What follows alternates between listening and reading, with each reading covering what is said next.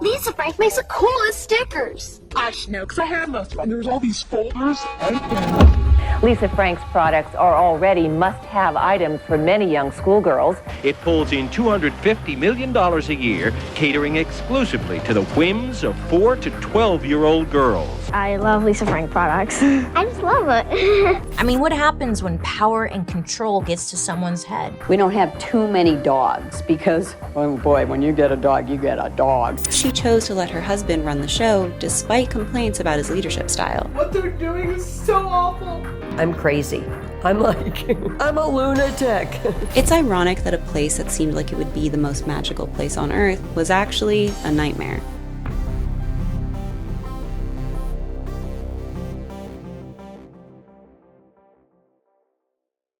The year is 1996. You're a child of the 90s. Everywhere you look at school, there are rainbows, unicorns, dolphins, and other brightly colored illustrations all over your classmates' school supplies.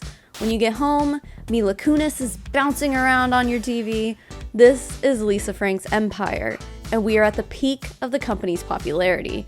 Feeling nostalgic yet? As a child of the 90s, I get those nostalgic feelings every time I hear the name Lisa Frank. I had the Trapper Keepers, the folders, the backpacks. In second grade, I even brought my Lisa Frank pencils to show and tell, and everyone was like, we don't care. But I cared, and I was proud. The rest of my class was just like, girl, sit down.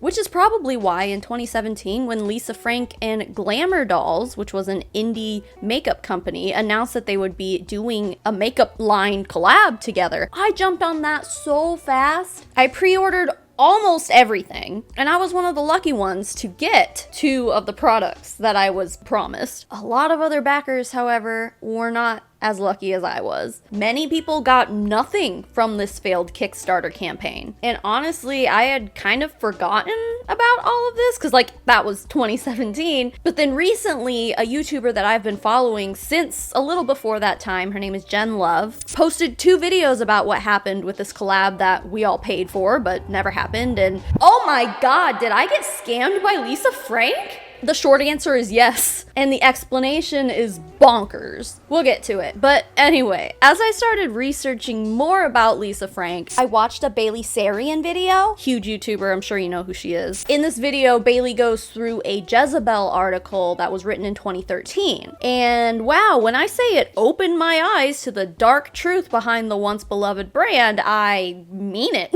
I found out that Lisa Frank actually likes to accuse smaller independent artists of copyright infringement just because, they use the rainbow color palette, and that Lisa Frank may have even stolen ideas from smaller independent artists. Get ready to be disappointed because I sure am! Lisa Frank Incorporated is not the cheerful, childlike brand that we all thought it was. It's way worse than any of us could have ever imagined. It's a scandalous and fraudulent mess, but before we get into it, I just want to thank the sponsor of today's video, Rocket Money. Have you ever found yourself struggling to remember which subscriptions you're paying for month after month?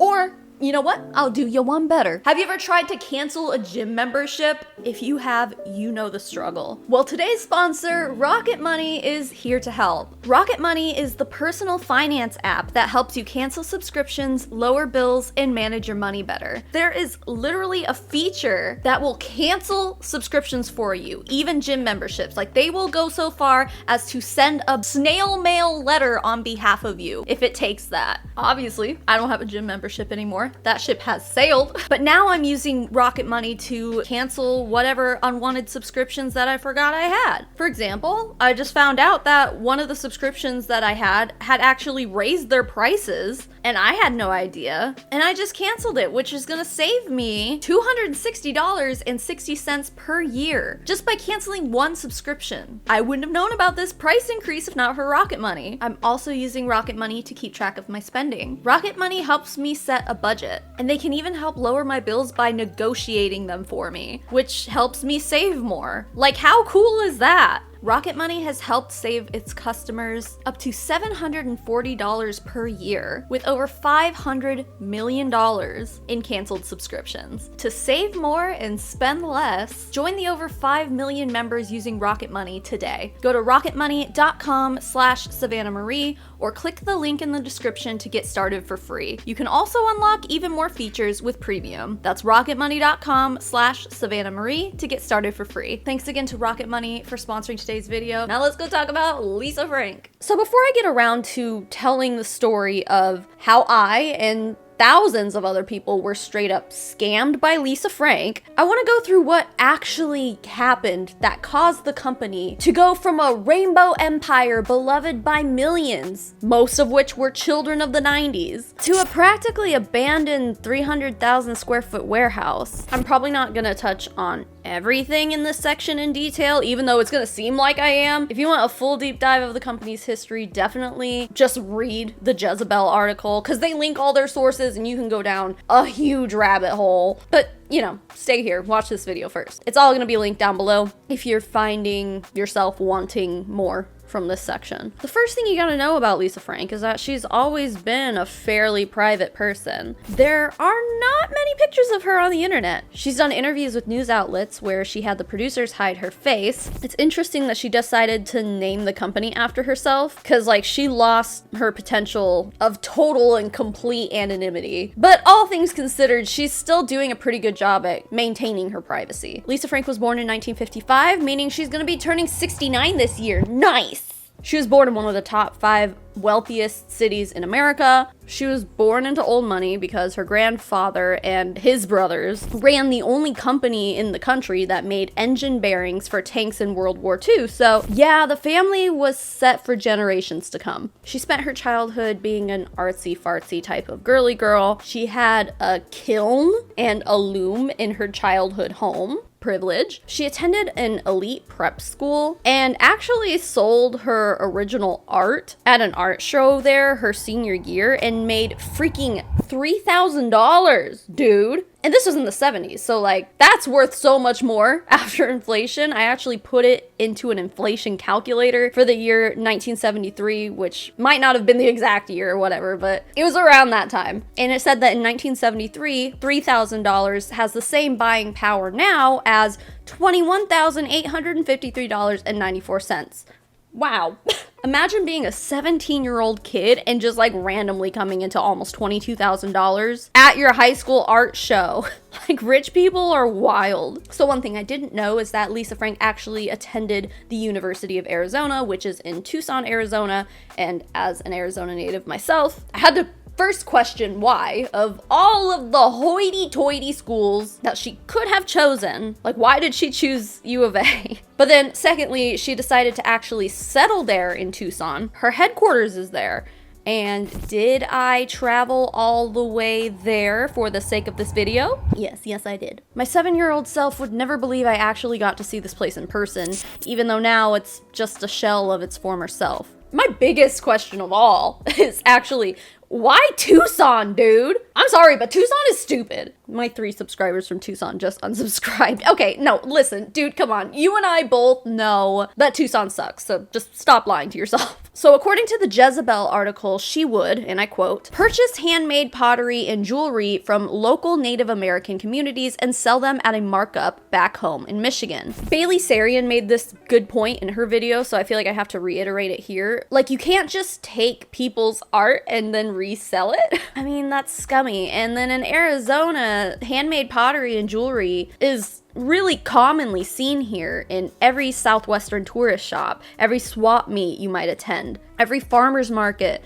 There are always going to be people making their own handmade jewelry and art adorned with copper, since, you know, we're the copper state, and turquoise, of course. I mean, it's everywhere. So I have to wonder, did Lisa strike up a deal with these artists? Doesn't really seem like it. I had to go to the Wayback Machine to find this because this is no longer on the website anymore, but in 2012, obviously skipping ahead here, but Lisa Frank collaborated with Urban Outfitters, and they had a webpage where they interviewed her, and here's what she had to say about this time in her life. So when I came out to Arizona, I met people people who would go out to the Native American communities, and I would go out and I would trade for art or jewelry, or I would buy it and I would go back to Michigan where I was from, or I would go to California and I would sell what I had bought. And I mean, this was the 70s, so it's not like you could just go online and order handmade, authentic, like Southwestern jewelry. Like, I guess you had to have someone bring it to Michigan to sell, or anywhere else for that matter. But I mean, she was obviously doing so at a markup, which I guess is also, you know, what companies do when they sell white labeled products. But we're talking about independent Native American artists here. I don't know if you've ever been to a reservation, but like, these people do not have much. It just feels really yucky to me, and maybe it's because I live here and so I know that those kind of businesses are people's livelihoods to so many Native American families out here. It just seems shitty to me for a rich white woman to buy up all their stock and go resell it for higher prices when she like didn't even do anything except be born into wealth. Like, congratulations. Times were different back then. Maybe I'm just looking too far into it without understanding the complexity of commerce before the internet, but in my opinion, it's just kind of craptacular. Anyway, she then goes on to say, one day I met a guy who said, anything you draw, I can have made. So we started making things from my ideas. I also represented other people and sold their artwork, and then we realized that I was the one with the commercial sense, because if I said make a teddy bear or a unicorn, that was what sold. So she said that in the Urban Outfitters interview, but then in an interview with Vice, she said, in college I had to support myself. So in the beginning, I went to the Indian reservations. I would sell their art and jewelry. I still have a big Native American art collection because of that fact. Jumping ahead, I would later tell them what to make and realize that everything I told them versus what they wanted to make on their own sold.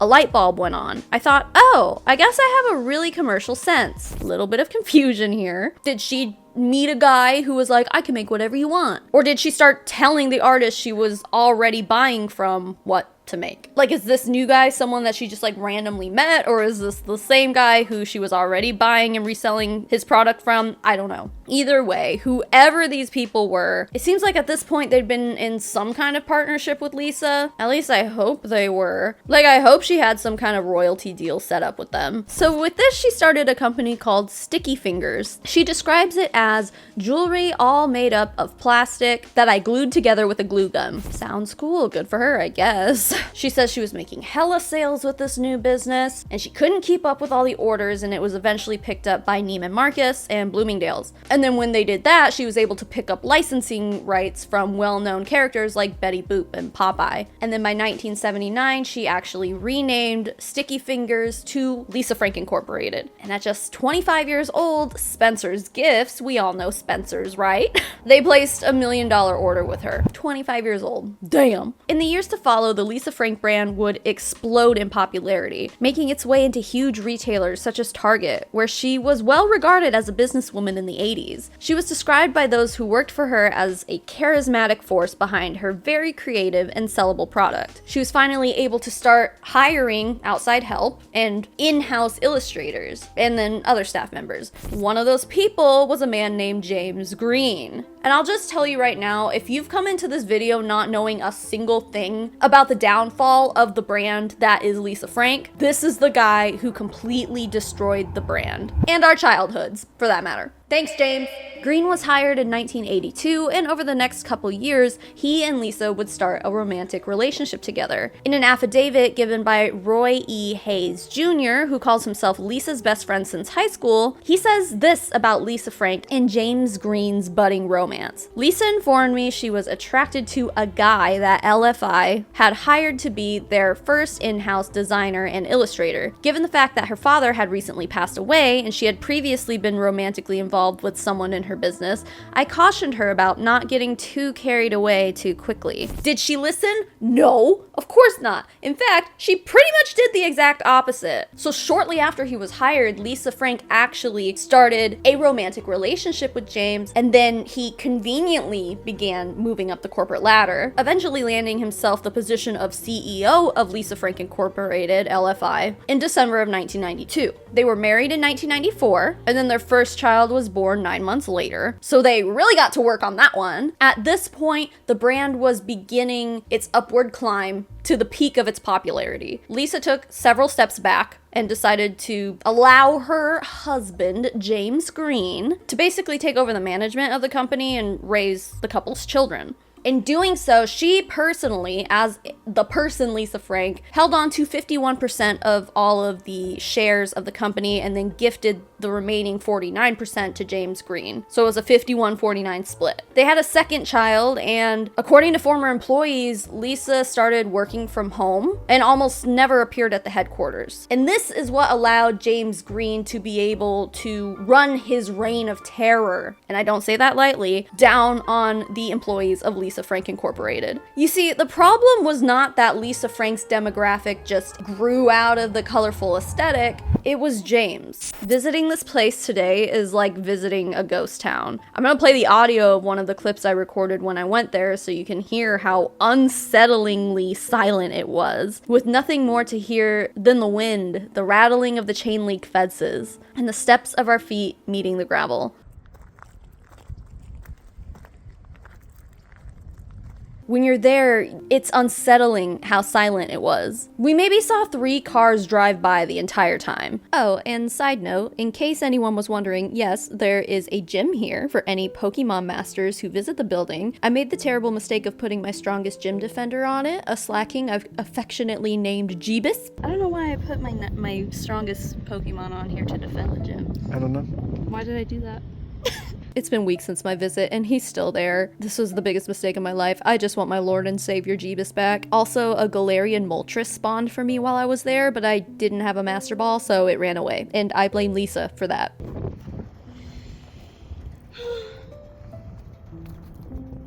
According to the Jezebel article, the small staff that's still employed by Lisa Frank still reports to this unique and colorful building set in the middle of the Sonoran Desert, although you have to remember that the article was written over 10 years ago. Given the state of this place today in 2024, I'm not sure if staff reports here regularly anymore or if they're all working remotely. Their staff roster used to top off at about 350 people. It's certainly much, much less than that now. In 2013, the Arizona Daily Star reported that there were only 6 employees left. That was obviously over a decade ago, and as we'll discuss later, Lisa Frank has been making a resurgence in the past few years. So they probably employ more than just 6 people now, but to say it's anything close to what it used to be would be a delusional statement to make. It seems like today Lisa Frank basically just collaborates with brands now, and she doesn't actually manufacture anything anymore, which renders the over 300,000 square foot Rainbow Oasis basically useless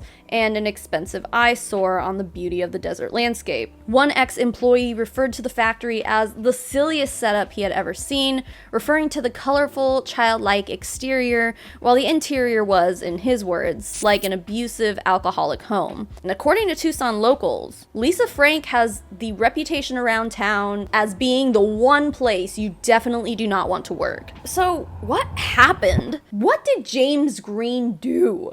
What did this man do to turn this cheerful and bright brand into a ghost town ridden with dark accusations? What caused their turnover rate to be described by some employees as a revolving door? Well, as mentioned earlier, there are public affidavits that we can read from multiple ex-employees, and their retelling of their experiences working for Lisa Frank was something straight out of hell, dude. Like, I have never heard such bizarre stories from a workplace, let alone stories that are corroborated by handfuls of people who then have their own stories of the place. And before we tell all those stories though, there's actually one other character I need to introduce first. Her name is Rhonda Rowlett. She was hired on with the company in 1984 and then eventually made her way up to executive vice president of the company. Court documents say that sometime in 1995, Rhonda and James formed a close personal bond and secret partnership with each other. Allegedly, it's exactly what you think it was, with many former employees openly admitting that, yup, Rhonda and James were definitely having an affair together. Kobe Miller, another former employee, wrote an affidavit that speaks on their relationship. Kobe writes,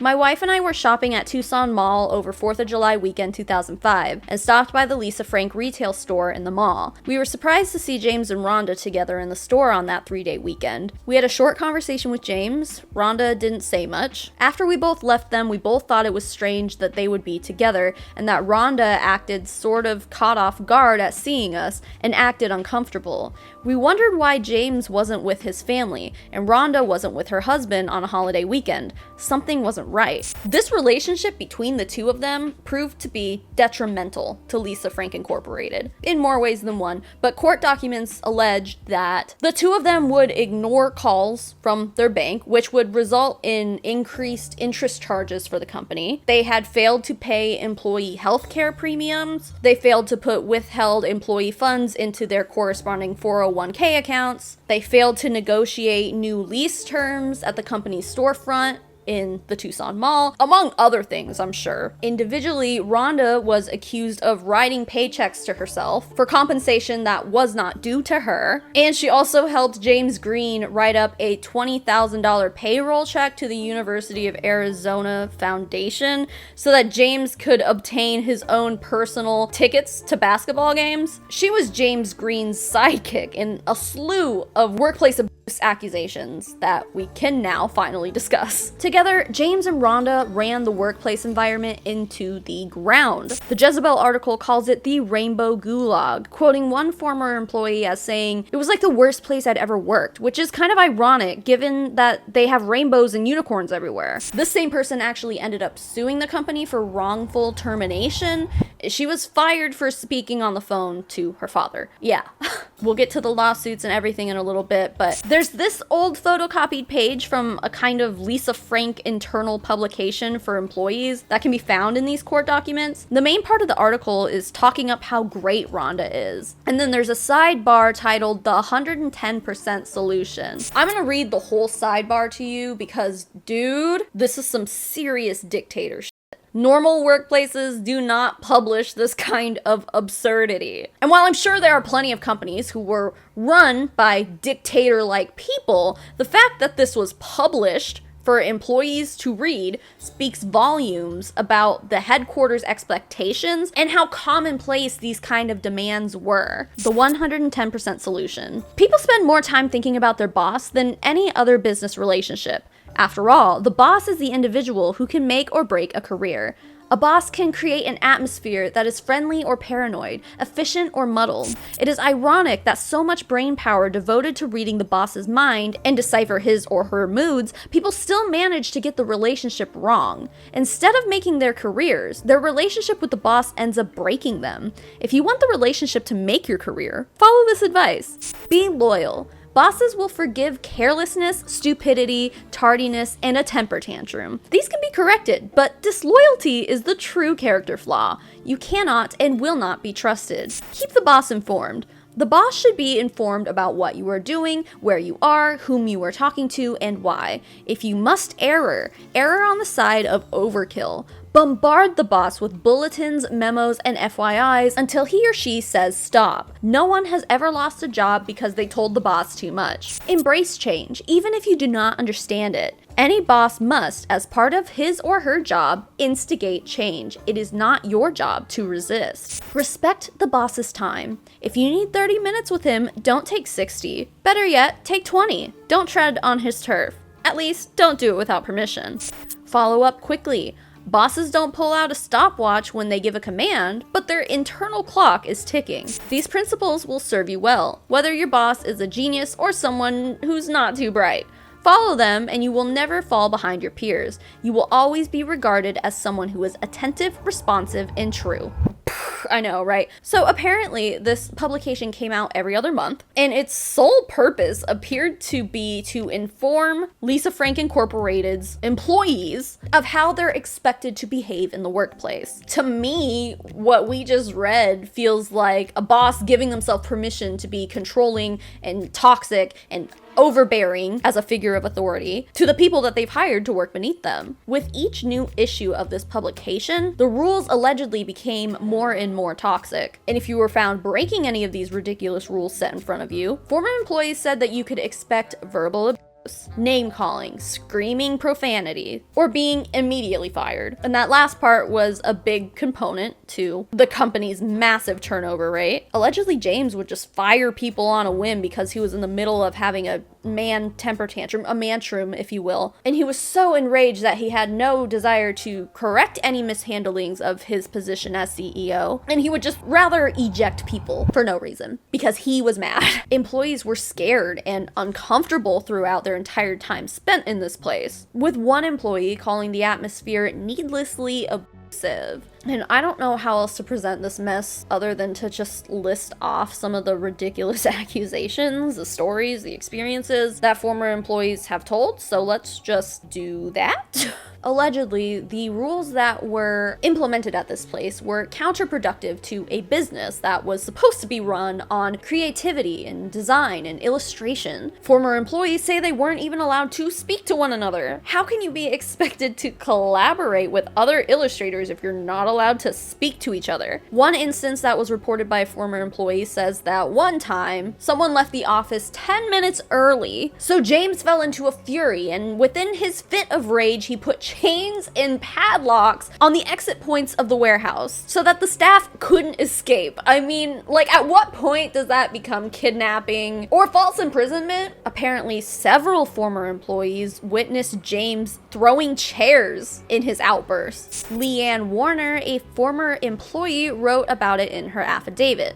She says, "My sales team sat right in front of Rhonda's office until about 3 weeks ago when I requested that they move us or I wouldn't be able to keep people with all the yelling going on. At about 4:45 p.m. one evening, James was in Rhonda's office and I heard yelling and then something crash. As I looked up, I saw a chair had been flung against the shelves in Rhonda's office and James was yelling and cursing as he walked over to his office with Rhonda following closely behind. At that same time, one of the sales support staff was coming up the stairs and witnessed the incident and was very concerned about the matter. Around that same time, James was walking out in the work area yelling that the help was now lying to him when I accidentally stood up. When he saw me, he yelled and pointed his finger at me saying, 'You didn't hear a damn thing. Do you hear me?' I immediately sat down and tried to continue to work." And then there's this woman named Betty Hack. She was the general manager of the Hong Kong division, and she wrote a really long affidavit, so I'm just gonna give you some of the highlights. These include saying that some of the actions by James and Rhonda were evil and causing great stress throughout the organization. She also expresses her deep sorrow for losing so many good people who left the company because they were unable to complete their daily tasks without being constantly belittled. Most notably though, and this is so important and just absolutely wild,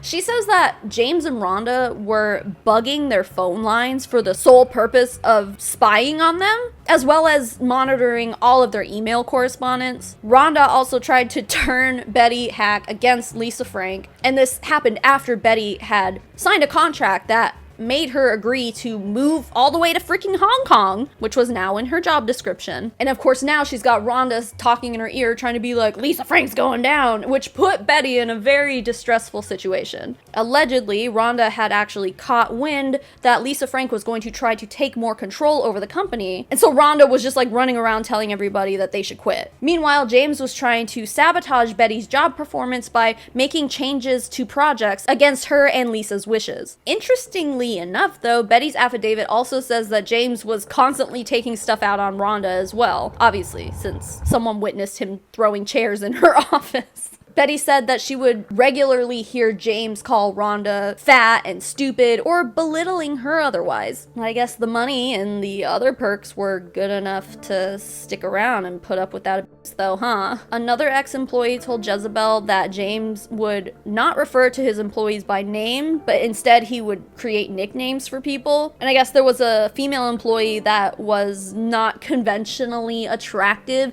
and so James would just run around calling her that guy. Yikes. Dan Mullen was a graphic artist who worked for Lisa Frank between the years of 1989 and 1996, and then in 1999, they actually invited him back to work for them. He accepted the offer, and then he says that when he returned, he had noticed significant changes in the character and the atmosphere of the company. He writes, "What was once a vibrant environment full of energy and promise had become a place of intimidation and insecurity." He also says sales were down, morale was low, and no one had any sense sense of job security. He also said that they were constantly missing deadlines due to James and his procrastination. And then there's another ex-employee. Her name is Valerie Crew, who claimed that she would give presentations, but then James would care more about the font she used in the presentations than what was actually contained within the presentations themselves. She said that he lacked focus and direction, claiming that when the company started to fall out of favor with its biggest buyers at major retailers, he would just ignore it and say that they should start selling in zoo gift shops and pet stores instead. She also said that he would regularly ignore differences in opinion between him and the staff, and then instead of responding with his point of view and having, you know, a productive conversation, he would just leave the room and then write derogatory emails to those employees later, telling them that they just need to work harder. This woman's deposition also says that when she resigned from the company, she gave the resignation letter to Lisa directly, and she said, "I love your product. I was so excited to work here, but I will never work for you as long as James is part of this business. You can call me if you ever get divorced." Savage. Moving on to even more wild stuff, the Jezebel article says that many employees believed that all of this severe mistreatment stemmed from drug use. One former employee told Jezebel, "James and Rhonda were pretty big into coke. There would be days when James would come down to the art department super sweaty and super paranoid and just like walking really fast back and forth throughout the design area, and there was nothing to be stressed about. It was just a regular day." Another former employee told Jezebel, "We saw Rhonda come to work from time to time just totally up." And he tells Jezebel that there was one morning where she couldn't even stand up straight. And there are forums all over the internet where former employees are finding solace in screaming their frustrations having worked for the company into the big wide void that is the internet. In those forum responses, you will find a lot of instances of alleged drug use. Some former employees told Jezebel that they think that Lisa has a past of substance abuse as well, but like, I mean, have you seen the art that Lisa Frank makes? This lady's done some drugs. Like, come on. Allegedly, in my opinion. I mean, I would have guessed that she was dabbling in the more psychedelic variety, but, you know, okay, whatever. Not hating either. You know, psychedelics are cool. They have a place in art, honestly. We don't have to talk about my opinions on illegal substances, but I think we can all agree that it's most likely that Lisa Frank has probably done drugs at one point or another, right? Are we really surprised? But anyway, outside of all of those affidavits, as I mentioned, there are a lot of forums where people go online to tell their stories about working with the company. There's a parenting forum where this thread appears. The OP posted an old article where the article's author makes some quirky comparisons between Lisa Frank illustrations and real life, a harmless and fun article. Well, someone comments on this thread where people are just like talking about how much they loved and missed Lisa Frank merchandise, and let's just say that this particular person was not pleased with all of the Lisa love going on in this forum. The commenter wrote a long post, and I will put that post on the screen here. You can pause to read it if you want, and I'll have the forum linked in my sources, but long story short, they accuse Lisa and James of some pretty horrendous things, such as refusing to pay last paychecks to employees, refusing to pay the contractors who built the warehouse, which there is evidence of this in the form of multiple lawsuits, and refusing to pay the pilots that they hired to fly them around in their private jet. She also says that James had short man syndrome, claiming women weren't allowed to wear heels because they couldn't walk fast enough to keep up with him, when in reality he was short, insecure, and didn't like working with women who were taller than him. Coming back to the drug accusations, the commenter wrote, "The runners, though, had the worst job in the place. After I'd moved on, I hired one as my assistant. She told me that James regularly sent her with an unmarked box or a paper bag to meet someone at a gas station or a parking lot. She was supposed to exchange her package for theirs and not look inside. There were a lot of rumors and a couple of incidents about their cocaine use, so we can guess what was inside. He also had her buy his Viagra and his They had to fetch lunch every day for James and Lisa and serve it to them on special red plates kept in the lunchroom. They got screamed at if the restaurant f***ed it up, and sometimes even had the plates thrown at them. It was also their job to pick up the dog shit that Lisa's ancient dogs left all over the office, all for the kingly sum of $9 an hour. Continuing on with this commenter's accusations, she says that one of her best friends also worked there at the time, and when this friend of hers became pregnant, Rhonda had allegedly pressured her to get an abortion, and that having to leave the company to have a child was a quote-unquote huge betrayal to the trust and time that they had put into her. Literally the most messed up thing that an employer can do to its employees. But let's move on to some more accusations from this same commenter. They say that one former employee was forced to forge and backdate dozens of I-9s for illegal immigrants that were working in the warehouse. They had been tipped off that a surprise audit was forthcoming and were in a real bind. The same friend was also heavily pressured to steal competitor prototypes from a very large famous retailer's demo store during a sales visit. We're still reading this comment. Here's another accusation. When LFI was building their New York offices, they sent a crew from here to quote-unquote supervise the work of the local union contractors doing the building. Their real purpose was to sneak back on the job site and work at night to save Lisa and James money on the construction.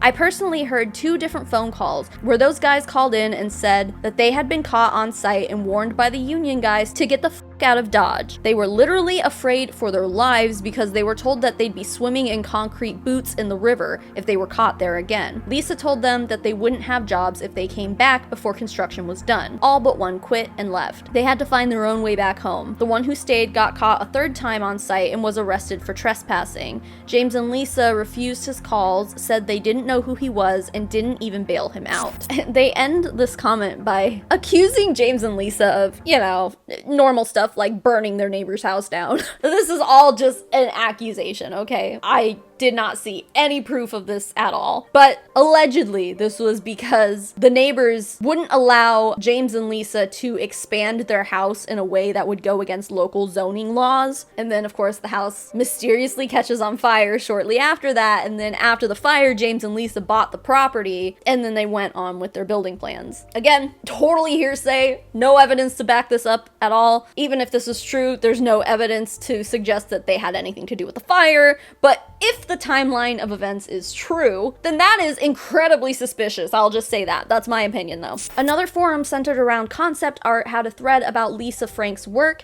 and of course, someone came out of the woodwork to share their personal story as well. The commenter writes, "I would not invest in this company, and I would not buy her work. Lisa Frank is a horrible person. I worked for Lisa Frank for 6 months in 2008, and it was like being in hell. I've never seen so much backbiting, evil office politics in my life. Lisa is a mean person who uses and manipulates people. Turnover was incredible, through firing and people just quitting because it was a horrible place to work. I felt so bad for the artists working 10-hour days and often weekends. If you don't believe me, just Google around and you'll see people who say the same thing. I'm so glad not to work for them anymore. Every day was so stressful, and hearing Lisa's voice downstairs on a speakerphone made my blood run cold. I had many instances where she abused me verbally." The Jezebel article also claims that the company would fail to provide its promised severance packages to the employees. The company would fight against unemployment benefits. Some of the former employees even found themselves in court suing the company for their final paycheck. Apparently this happened a lot because I guess there's been a handful of civil judgments entered against Lisa Frank Incorporated. Eventually, after literal years of allegedly turning a blind eye, Lisa Frank herself as a person decided to take matters into her own hands again, and then in 2005 she filed for divorce from James. Now, this divorce would also extend into further turmoil for the company. Lisa allegedly told her best friend that she had been enduring verbal abuse from James for many years, unfortunately and unsurprisingly, and that she was aware of how he had been mistreating the employees. And according to this friend, in 2004, Lisa was actually considering selling the company. So she sent this friend a draft of the sale memorandum that was written up by none other than James and Rhonda, of course with the help of an investment banker that James had on retainer, I guess. The document said that Jamey Green was a co-founder of Lisa Frank Incorporated, which definitely was not true. Remember, he was hired on as an employee, as an illustrator for the company, a few years after Lisa had changed the name of the company from Sticky Fingers to Lisa Frank Incorporated. Like, that's literally how the two of them met. She hired him onto an already existing company. This best friend's affidavit also says that James and Rhonda had already destroyed the company's reputation with Wells Fargo, which is the bank that the company was aligned with, and they seemed to be perhaps intentionally setting the company up for certain bankruptcy. So Lisa is over here considering selling the company, and behind her back, James and Rhonda were ignoring Wells Fargo's calls and accruing higher and higher interest rates on the company's line of credit. This wasn't in the affidavits, but in 1998, Lisa Frank Incorporated allegedly did not pay builders and contractors, and then these businesses sued them for $4 million. And while this part was never specified, I can imagine it's due to James's inaction. That just appears to be a pattern of behavior for James. Around this time, James moved out of the family home that he and Lisa shared together, and Lisa then began making more appearances at the office. Allegedly, James had known that Lisa was trying to take back control, so he enlisted Rhonda in an office smear campaign against Lisa. An ex-employee told Jezebel, James and Rhonda put pressure on people to pick a side. Either you pick Lisa or you pick James. James was telling people if the company splits up, he's gonna start his own company. He was trying to recruit people to go with him, so that way, if Lisa did get the company, she wouldn't have anybody to help her. So those affidavits that we've been reading from this whole time were entered in a 2005 lawsuit after she had filed for divorce, where Lisa Frank appears to not only be suing James, but also her own company. Like, Lisa Frank Incorporated and James are both defendants in this lawsuit. The lawsuit said that Lisa's original complaint sought to remove James Green as director, president, and CEO of the company, and to buy back all of the shares that she had gifted to James. Remember the 49% of shares that she had gifted to him? That's this whole thing. She's like, give me the shares back. She also asserts a claim against James for breach of fiduciary duties. Now, if you're a smooth brain like me and didn't know what a fiduciary duty means, it basically means that he was managing Lisa Frank Incorporated on behalf of Lisa Frank the person. By law, a fiduciary is supposed to manage the person's property for their benefit, not your own. James obviously dropped the ball on that one. Court records show that there was a lot of back and forth between the parties in this case. Lisa, of course, dropped all claims against Lisa Frank Incorporated, you know, because it was her own company that she was trying to get back, and just continued to fight James in court. Lots of no you and finger pointing and counterclaims. In James's original counterclaim, he's basically like, I am Lisa Frank. No, you're James Green. He suggests that the company's success was due to him and not Lisa. Even though the company was founded in the late 70s and he became the CEO in the 90s, but okay, James. This original counterclaim is basically a love letter that James wrote to himself. He took credit for everything good the company has ever done, and he makes it obvious why Lisa felt the need to collect all of these employee affidavits, because James was trying to control the narrative. He claims that this whole mess is because when Lisa gifted 49% of company shares to him, they signed a buy-sell agreement that says if Lisa files for divorce, the company will have the right to buy back all of those shares at a discounted price. And the agreement is something that James claims to be, and I shit you not, quote, word for word, harsh, oppressive, and unconscionable. Yeah, oppressive. Okay, he's a fucking multimillionaire, but he's so oppressed. He asks for the judge to just find the whole thing unenforceable so he gets to keep his 49% of the shares of the company. James is just like, oh, Lisa just wants those shares back to benefit her. But no, I mean, it simply couldn't be, because the woman had every right to divorce your nasty, abusive ass.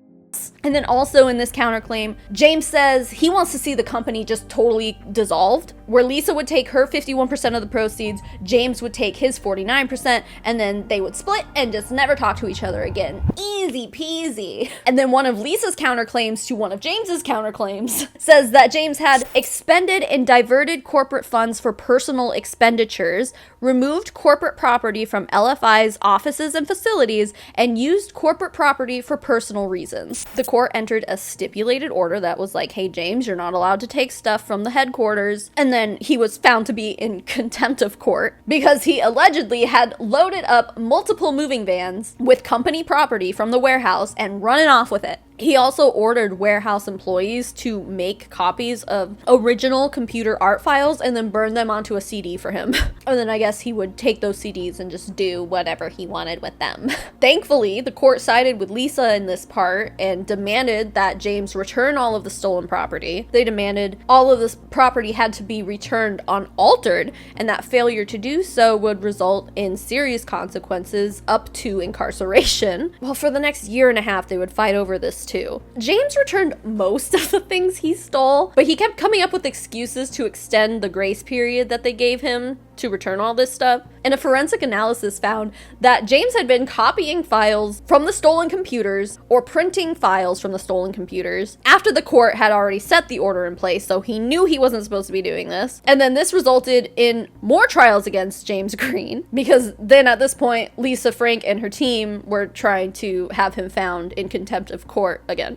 It was obviously really messy. This battle between Lisa and James would go on for 5 freaking years, ultimately resulting in Lisa's favor. Lisa Frank had all these plans in the early 2000s to open a Lisa Frank theme park and start a clothing line and get children's TV shows made that would contain all of the Lisa Frank characters that everyone knew and loved. But all of those plans fell to the wayside due to the long and drawn out, time-consuming and stressful litigation process. And of course, the reason this was all so long and drawn out was because of James. After the original case and its counterclaims and everything in between failed to play out in James's favor, he tried again in 2008 and then again in 2009 to re-enter and take possession of the warehouse. And this part really pisses me off, but the attempt in 2009 included James trying to take advantage of their 2 sons, 13 and 9 at the time, by telling them that they had to write up written consent for him to take back their mother's company. What a slime ball! Both of those lawsuits were also dismissed. Thank you. Fuck off, James. And then remember good old Rhonda?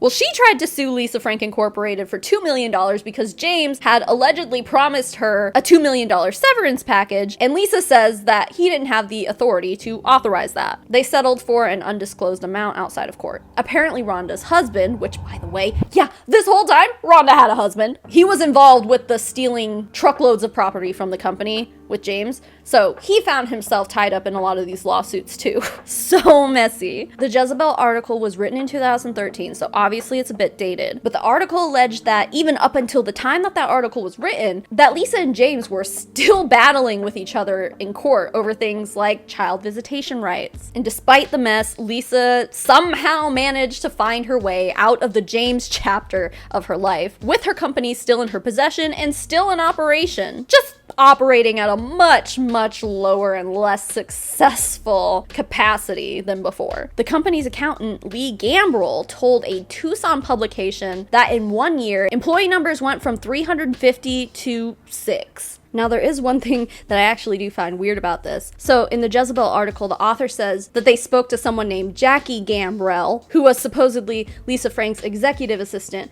and then she denied the claims that were made by Lee Gambrell, made in that other Tucson local article. So you have Lee Gambrell, the accountant, and Jackie Gambrell, who is the executive assistant. Is there a relation there? Like, there has to be, right? Because I've never met anyone in my life with that last name. And then in that case, like, why are they both speaking to 2 different publications, saying 2 totally different things, denying each other's claims on behalf of the company that they both work for? Like, there's something fishy going on there. That's all I know.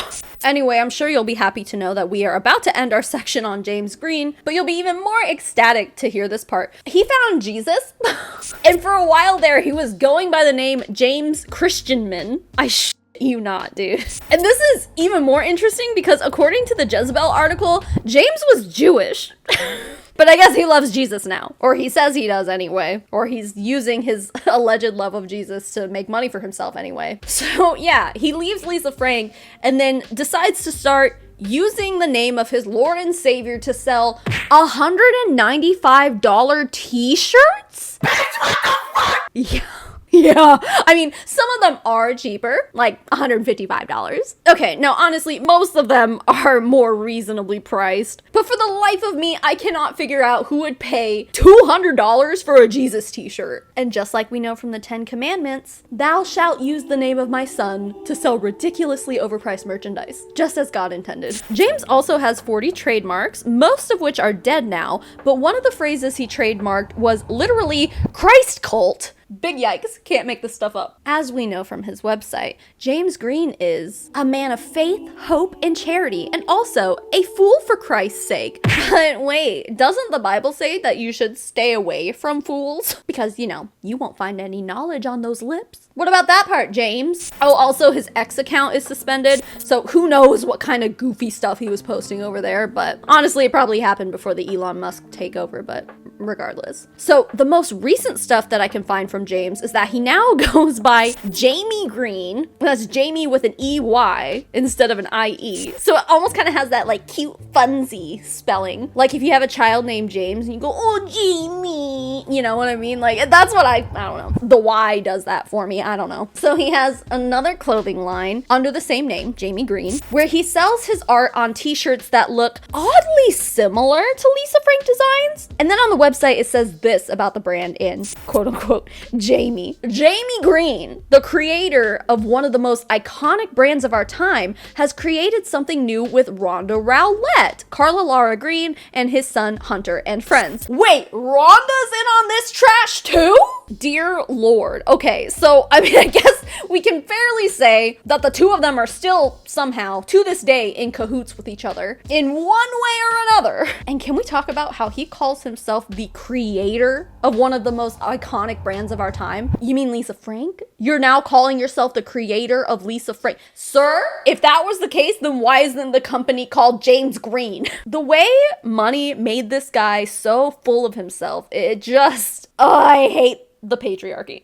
He has douche bro Murica merch. You know, there's only one kind of person who would wear this garbage, and I'm not gonna say it because this isn't a politically charged video, but you know we're all thinking it. I mean, it really is nasty because he sells items with rainbow animals on them. He started this company up with one of their sons, Hunter, so I'm wondering if that's why Lisa Frank hasn't sued the out of him for copyright infringement. Like he brought his son in on this project so that Lisa wouldn't try to also take that company from them. But come on, dude. So much of this clothing line is not made up of original ideas. It's very clearly inspired by Lisa Frank. I dug up his Instagram and he updates it fairly regularly, showing sneak peeks of his designs. And it sucks because as a child of the 90s, I can see that the designs are very reminiscent of old school Lisa Frank. And I would be willing to buy some of these designs if Jamey Green wasn't such a douchebag. Oh, and then there's their son, Hunter, who calls himself a comedian. He has almost 200,000 Instagram followers and over 500,000 on TikTok. He's very reminiscent of Matt Rife, if he was somehow even less funny than he already is. I was safe by a mile, Blue. Yeah, you would have been if you had a border patrol agent behind you, you chilly shitter. How am I supposed to hit that, Blue? I know you would have smashed that shit if it was an empanada.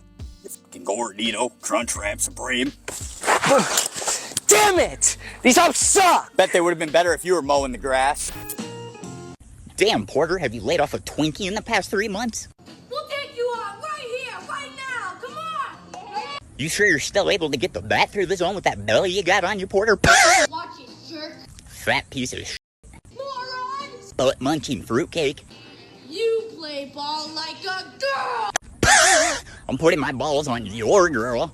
I drop nukes, Porter. I'm not digging it, dude. He gives off old money, rich boy vibes, which is obviously the case. This kid's never been told no in his life. No one would dare to tell him that his comedy is entirely unfunny and just mean. And he's not a child anymore, so I feel like I'm allowed to talk shit. I would say that I hope their clothing line works out for them, but they both seem like pieces of shit, and I hate them, so that's all I have left to say. Anyway, let's get back to Lisa. What was Lisa up to? In 2010, Lisa Frank was allegedly working with the Skeleton Crew. It was at this point where she actually decided to give in and sign on to an exclusive licensing agreement with a manufacturer. An ex-employee had this to say about that decision. I know they must have been hurting because when I was working there would be no way in hell she'd ever consider licensing because she wanted total control. I mean, she had a 300,000 square foot factory that had the capability to continue producing her line of products, but the company's reputation had been so squandered. She lost sight of her vision while dealing with years of litigation through a messy divorce. I guess she figured she needed a little bit of help. Unfortunately, this is yet another relationship of Lisa's that ended in a lawsuit. From what the lawsuit says, the manufacturing company appears to have begged Lisa Frank to work with them, where they're quoted as saying, "Final plea, You know with us, your brand will be in good hands. We're looking big picture and long term. And according to the aforementioned article that was published locally in Tucson in 2013, the company had promised Lisa that they would get her product back into most retailers in the US and Canada. But then, like, reading through the lawsuit, you can pretty much see that this manufacturer was acting pretty shady. I mean, that's according to what Lisa and her lawyers had to say anyway. They allegedly told her that they would sell enough of her product to earn her $2.8 million in royalties, but then they failed to do so, hence the lawsuit. I couldn't find a resolution to this lawsuit, so I don't know what ended up happening here. Justia didn't have a docket report about this lawsuit, so there's not really much public-facing information that I could find about it, but anyway. I also don't really know how to use Justia, so. In 2013, Lisa Frank finally had a successful business deal again. She designed some t-shirts and Christmas merchandise for Urban Outfitters, but also provided a rare interview with them where she had her face censored. Honestly, I can't even blame her at this point. Like, I wouldn't want my face to be associated with the company that uses your name that was driven into the ground by her ex-husband, so I don't blame her. Anyway, the collab seemed to have gone as planned. The only issue with it that I could find was that people were upset that Urban Outfitters was not a very size-inclusive brand, but Urban Outfitters is probably more to blame for this one, since their official response to the outcry for more size inclusivity was literally, "We appreciate your interest in the designs, however, the sizing is limited to standard Urban Outfitter sizes." It seems like in 2014, Urban Outfitters carried some Lisa Frank Halloween costumes and masks as well. So yeah, at this point, Lisa Frank's making a bit of a comeback. In a 2015 interview with Great Big Story, face still hidden from the camera of course, she says she never wants to be a manufacturer ever again. So she basically just started licensing the rights to her art to a lot of other companies. Unfortunately, I have to say that after this point, I'm pretty disappointed with Lisa Frank. I mean, there were obviously a lot of allegations during her James era that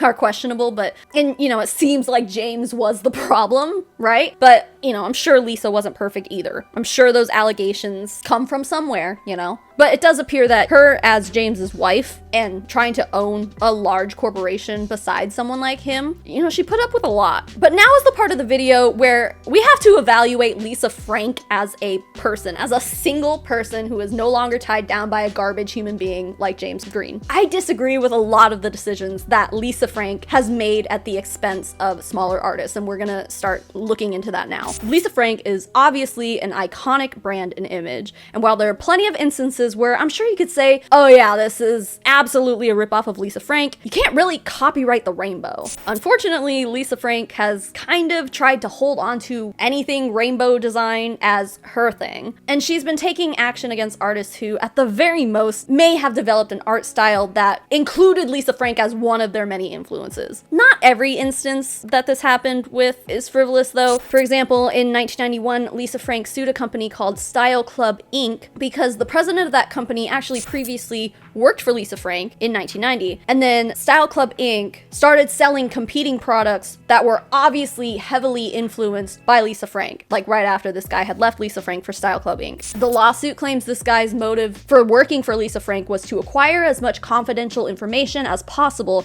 regarding LFI's customers, product and design ideas, and marketing strategies, with the intent of establishing competing and infringing product lines. I could only find a blog post about this lawsuit, which only shared a few exhibits from the lawsuit, but it does appear as though Style Club Inc. stole an idea for a stamp head pen and replicated the pen's packaging, which was allegedly a product that was still in the works while this guy worked for Lisa Frank. As you can see, the art is also very similar to the things that Lisa Frank made at the time. I don't think that Lisa Frank was wrong for this particular lawsuit. However, I do think she was wrong about plenty of other things. This one is very 50-50 for me, but in 2015, Lisa Frank sued a Canadian company called the Orb Factory for copying her art for their series of sort of diamond painting sets for kids called Sticky Mosaics. The art in question depicts a rainbow unicorn and a colorful tiger. For the tiger, fine. I guess I can see the resemblance. The pink in the ears, the purple nose, the airbrush look, okay, fine. But the rainbow unicorn, come on. You can't sue everybody who illustrates a unicorn with a colorful mane. I think it's ridiculous at this point for Lisa Frank to try to claim copyright infringement of a rainbow unicorn, because like everyone's doing that. She probably wasn't even the first to do that, but who knows? I don't know. Anyway, that lawsuit was settled privately outside of court. This next one is pretty yucky from what I can see from the court filing. So this lawsuit was brought up by a woman named Suzanne Brown, and she was a woman who worked for Lisa Frank in the 90s. And then in 2008, obviously after her divorce with James, she had invited Suzanne back to work for the company, and she took the offer. Suzanne then brought up an idea that she had for a child-safe oven. I'm thinking something like an easy bake oven, you know. She produced a sketch of the oven and an outline of the oven's features, and then Lisa took that and sent it to their patent attorney, in which Suzanne was not credited at all for the work that she had done. And Lisa didn't even tell Suzanne that they were submitting that idea to be patented either in the first place. And then a few months later, they fired her for undisclosed reasons. I don't know why. I think the reason they put that in the lawsuit is just to suggest that it was kind of suspicious timing, but anyway. So Suzanne took Lisa Frank and her company to court, where she says that her employment contract was breached. She also asked that the court basically transfer ownership of this oven idea back to Suzanne, claiming that Lisa Frank had wrongfully seized possession and control of the invention, patent, and trademark properties. Unfortunately for Suzanne, the court basically told her that they couldn't help her because trademark issues are handled on the federal court level. And from what I can tell, she never refiled with the federal court, and Lisa Frank never produced such an item. But if this whole thing is true, it does kind of seem terrible to take your employees' hard work and ideas for yourself like that. So we're getting a little bit more infuriating with this one, guys. So in 2019, an interior designer and artist named Amina Mucciolo accused Lisa Frank of stealing the interior design of their apartment, which they called Cloudland. This allegedly wound up in them getting evicted. So their aesthetic is very bright and colorful, as you can see by their artwork and personal style. Honestly, they're a total vibe. I want to be them when I grow up. Lisa Frank had allegedly followed Amina, shared and commented on their posts, and had also been in DMs with Amina for at least a year before this happened. A video tour of the artist's home went viral in 2017, gaining over 1.2 million views. As you can see, the aesthetic is on par with Lisa Frank's aesthetic, although they actually credit their inspiration for this apartment to Care Bears, My Little Pony, and Hello Kitty, not Lisa Frank. So it makes sense why Lisa would appreciate their work. And according to an article from Business Insider, Lisa Frank's account commented rainbow, heart, and smiley face emojis on Mucciolo's Instagram pictures, reposted them with credit on its own Instagram stories and on its Facebook page, and sent her DMs with positive comments and more emojis, including one that said, "You truly inspire people." So on October 12, 2019, Amina posted this to X. They wrote, "I believe I'm being evicted because of the Lisa Frank Hotel. Our landlord refused payment and wanted us out before the launch. The LF Hotel is in our development. It is very similar to our home that I designed in 2017. I think they were trying to get rid of the competition. Me." Amina attached side-by-side comparisons, which I will show you on screen while I play clips of them talking about this. They're trying to capitalize on this idea of a colorful apartment in downtown LA that I became like really known for. The Lisa Frank Hotel looks very similar to my place, so much so that like so many people thought I actually designed it. People kept like messaging me and like asking me still today, yesterday, like the minute it came out, I got inundated. People were commenting and then sending and forwarding DMs to me and stuff like that on Instagram because it looks so much like our house. The biggest similarity is like the kitchen. The kitchen, they basically just ripped off the kitchen and made like a Lisa Frank version of the kitchen, and it's the same layout as our kitchen, so it's impossible for the similarity to not be drawn. It's like literally looks like the same kitchen. What they're doing is so awful. Basically, the landlord is evicting me so that they can capitalize on basically my idea and recreate it with Lisa Frank and Hotels.com. I just feel like I'm being like, they're trying to erase me. And this is like not only just where we live in our home, but it's also like my art. It definitely seemed like the internet was on Amina's side for this, for good reason. You can say what you want about the similarities in the rest of the apartment, but that kitchen is a direct ripoff, period, in my opinion. So Hotels.com is the one who collaborated with Lisa Frank for this apartment. So when Amina started posting updates like this to X, Hotels.com responded to Amina's thread by saying, "We're sorry to hear of your landlord situation and hope it gets resolved soon. We love that you appreciate colorful design too, but this flat was curated with Lisa Frank's signature prints. It was custom built for the 2-week pop-up of a short-term rental unit. Wish you the best," which was followed by 384 comments of disapproval. They can try to pretend that there was no link between the Lisa Frank flat and Amina's art, which again was historically perused by Lisa Frank, or at least whoever was running her social media at that time, but the images speak for themselves. And really, this response didn't even deny the allegations. They just said, "Hey, we didn't copy your colors and patterns. We used Lisa Frank's trademark stuff." When that wasn't even the issue. Like, the issue was the idea, and how odd it is that it was built in a building that is not only right across the street from Amina's apartment, but owned by the same people who own Amina's apartment. So you know the interiors of all the units are going to be similar in square footage and floor plan. I mean, if you're going to deny stealing the idea, at least build the Lisa Frank flat literally anywhere else. This TikTok by the user Jennifer Landa 1138 makes a good point here about how the flat would have been well suited for a multitude of other districts in LA. Amina does some fashion design work too, so it makes sense that they would live in the garment district. Why wouldn't Hotels.com pick the art district or somewhere more walkable, since they were charging guests $199 a night, plus another $130-ish in fees, equaling over $300 per night. Out of all the historic places in downtown, they chose the Garment District as a location for their pop-up.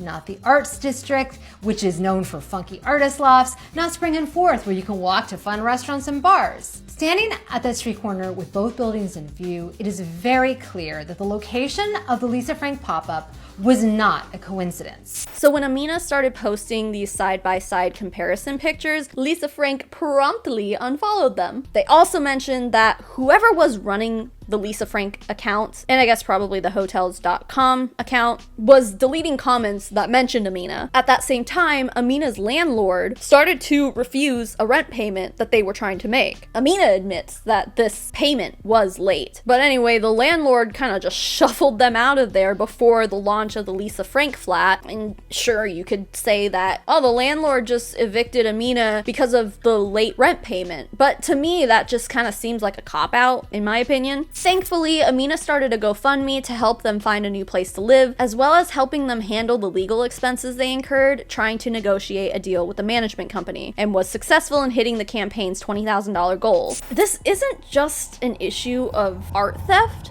Like, this person actually lost their home. Although, as mentioned previously, Amina does admit that they paid their rent late in the past, but had suffered no issues from it. They say that they had actually informed the apartment's management that month that the rent would be a little bit late, and the management didn't give them any pushback at all. But after this situation began, however, Amina says that the tone shifted drastically. We were late on our rent. We tried to pay our rent, and they refused our rent. This was not the first time that we paid our rent late. We've paid our rent late in the past. And in the past, they have said to us verbally, you know what, we'll work with you. We just want to get things resolved. So as long as it's not like too long, it should be fine. And it always was. And so we paid our rent late, they accepted it late, everything seemed cool, we kept it moving. We spoke to the manager and let them know that we would be late on our rent, and they were like, okay, just keep us posted, everything should be cool, just pay it as soon as you can. When that time happened and we tried to go pay, we went down in person to try to go pay to make sure everything was fine, and it was a complete shift. Their attitude was completely aggressive. They said, no, we're not going to take your rent. This is from up high. This is from the owner, and there's nothing you can do about it. Then they proceeded to threaten us to our face and say, if you fight this eviction, if you fight this, we're gonna make it really hard or impossible for you to actually rent another place. But if you surrender your keys immediately, we will just go easy on you and you can go on about your business. Some skeptics and Lisa Frank supporters don't seem to understand why this is a big deal, and they're actually blaming Amina for the controversy. Quite frankly, those of us who see an issue with this have a lot of issues with it. The biggest issue that so many of us have when it comes to, I guess, the meat and potatoes of this is that if they were gonna design a pop-up apartment right across the street in another building that has an almost identical looking floor plan, and since there's a history of communication between Amina and Lisa Frank, they could have hired Amina to help bring this design idea to life. Instead, it truly does appear as though Hotels.com and Lisa Frank ripped Amina off. It's just a classic case of huge corporations ripping off a small, vulnerable artist and suffering no consequences by it. I mean, we know that huge corporations do this all the time, let alone ripping off a person of color, which is incredibly problematic. You can argue that Lisa Frank had the aesthetic first, okay, fine,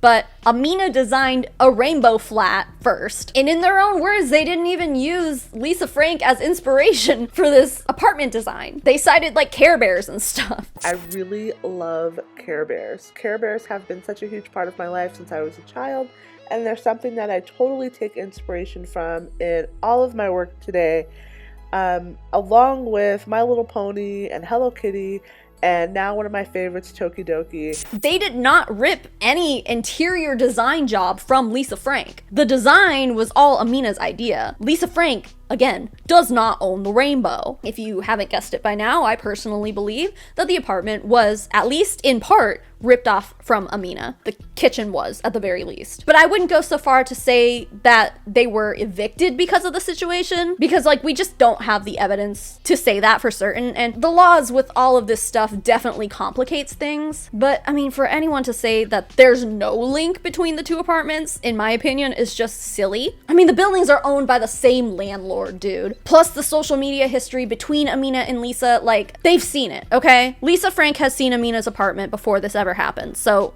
come on. So while the end of Amina's 2019 was spent battling in court with their lawyers over this, the actual company of Lisa Frank stayed silent. The only statement the company made was silently unfollowing Amina until June of 2020. Yeah, do you guys remember what the world was like in June of 2020? Here, let me remind you. May 25th, 2020 marks the day of a cultural event that will hold significance in American history forever. That event was the murder of George Floyd, a black man who was killed by a white police officer kneeling on his neck for 9 minutes and 29 seconds. The world was now not only suffering through an international pandemic, but now there was a culture war. There was a social media blackout to amplify the voices of black people. There were deadly protests happening in every major city in the United States, and the Black Lives Matter movement was everywhere you looked. It was definitely a turning point in the way that we discussed racism, and we're still talking about George Floyd today, and we'll probably continue speaking his name for the rest of human history. So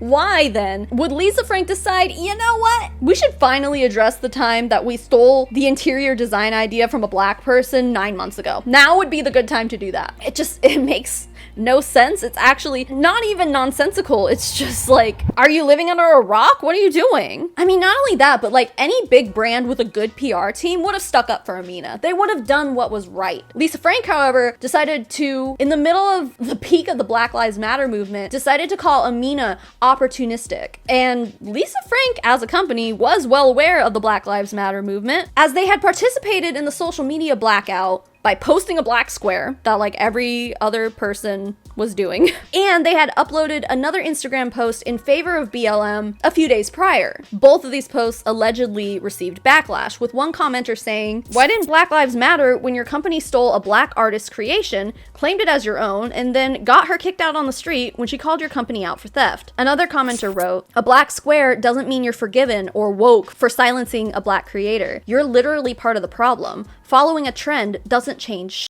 One day after the social media blackout post that Lisa Frank made, the Lisa Frank account finally, 9 months later, decided to address the controversy with Amina, saying that Amina was an opportunistic individual, taking that moment to focus attention on herself for her own personal benefit by repeating her false accusations. They continued, "Over the past months, we have silently forgiven her need to deflect blame away from her own failures by perpetuating this false narrative. However, we owe it to our fans to speak out this one time to address these these lies. According to the Daily Dot, the post said the company's artwork is completely original and dates back to the early 1980s. Well, yeah, duh, we know that. Why are you deflecting? They also said, we had absolutely nothing to do with why her landlord evicted her from her apartment. If you haven't picked this part up already, Amina is non-binary, which is why I've been referring to Amina by their preferred pronouns this whole time, because that's not a hard thing to do. So not only were they absolutely insulting a black,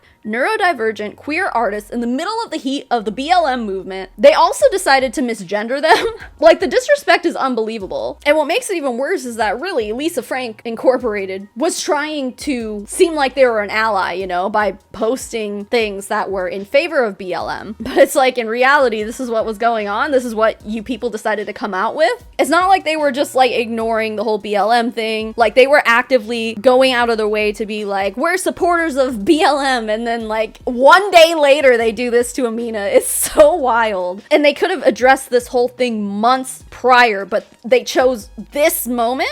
I know we haven't even gotten to the part of this video where I'm going to talk about the time that I was scammed by Lisa Frank personally, but this instance is really what taints the brand for me. And for reference, Lisa Frank's other son, not Hunter the shitty comedian, we're talking about the other one named Forrest Green, he took over the brand's social media accounts in late 2019 after this had all gone down with Amina. So while you can say, oh well, Lisa isn't even running her own social media accounts at this point, so you can only blame the social media manager. Yeah, the person who made this post absolutely insulting the shit out of Amina was most likely Lisa's own son. Lisa knew about this controversy. She had to have green-lighted the response. She had to have known about this. Amina came to agreement with their landlord and has been living somewhere else new since the incident occurred. But they haven't made statements about it, most likely because they were advised by lawyers not to do so. But here's my final thoughts on the situation. The location of the buildings, super sus. The person managing the two buildings being the same entity is also super sus. The kitchen was a clear ripoff of Amina's work, in my opinion. I don't think anyone can say for sure that Amina's eviction was because of the Lisa Frank pop-up, since there were obviously other things going on during that time that kind of complicates that. I think Amina was very clearly wronged in this situation by the hands of Lisa Frank. Moving on to something a little bit more recent, in February of 2021, a lawsuit was filed by Lisa Frank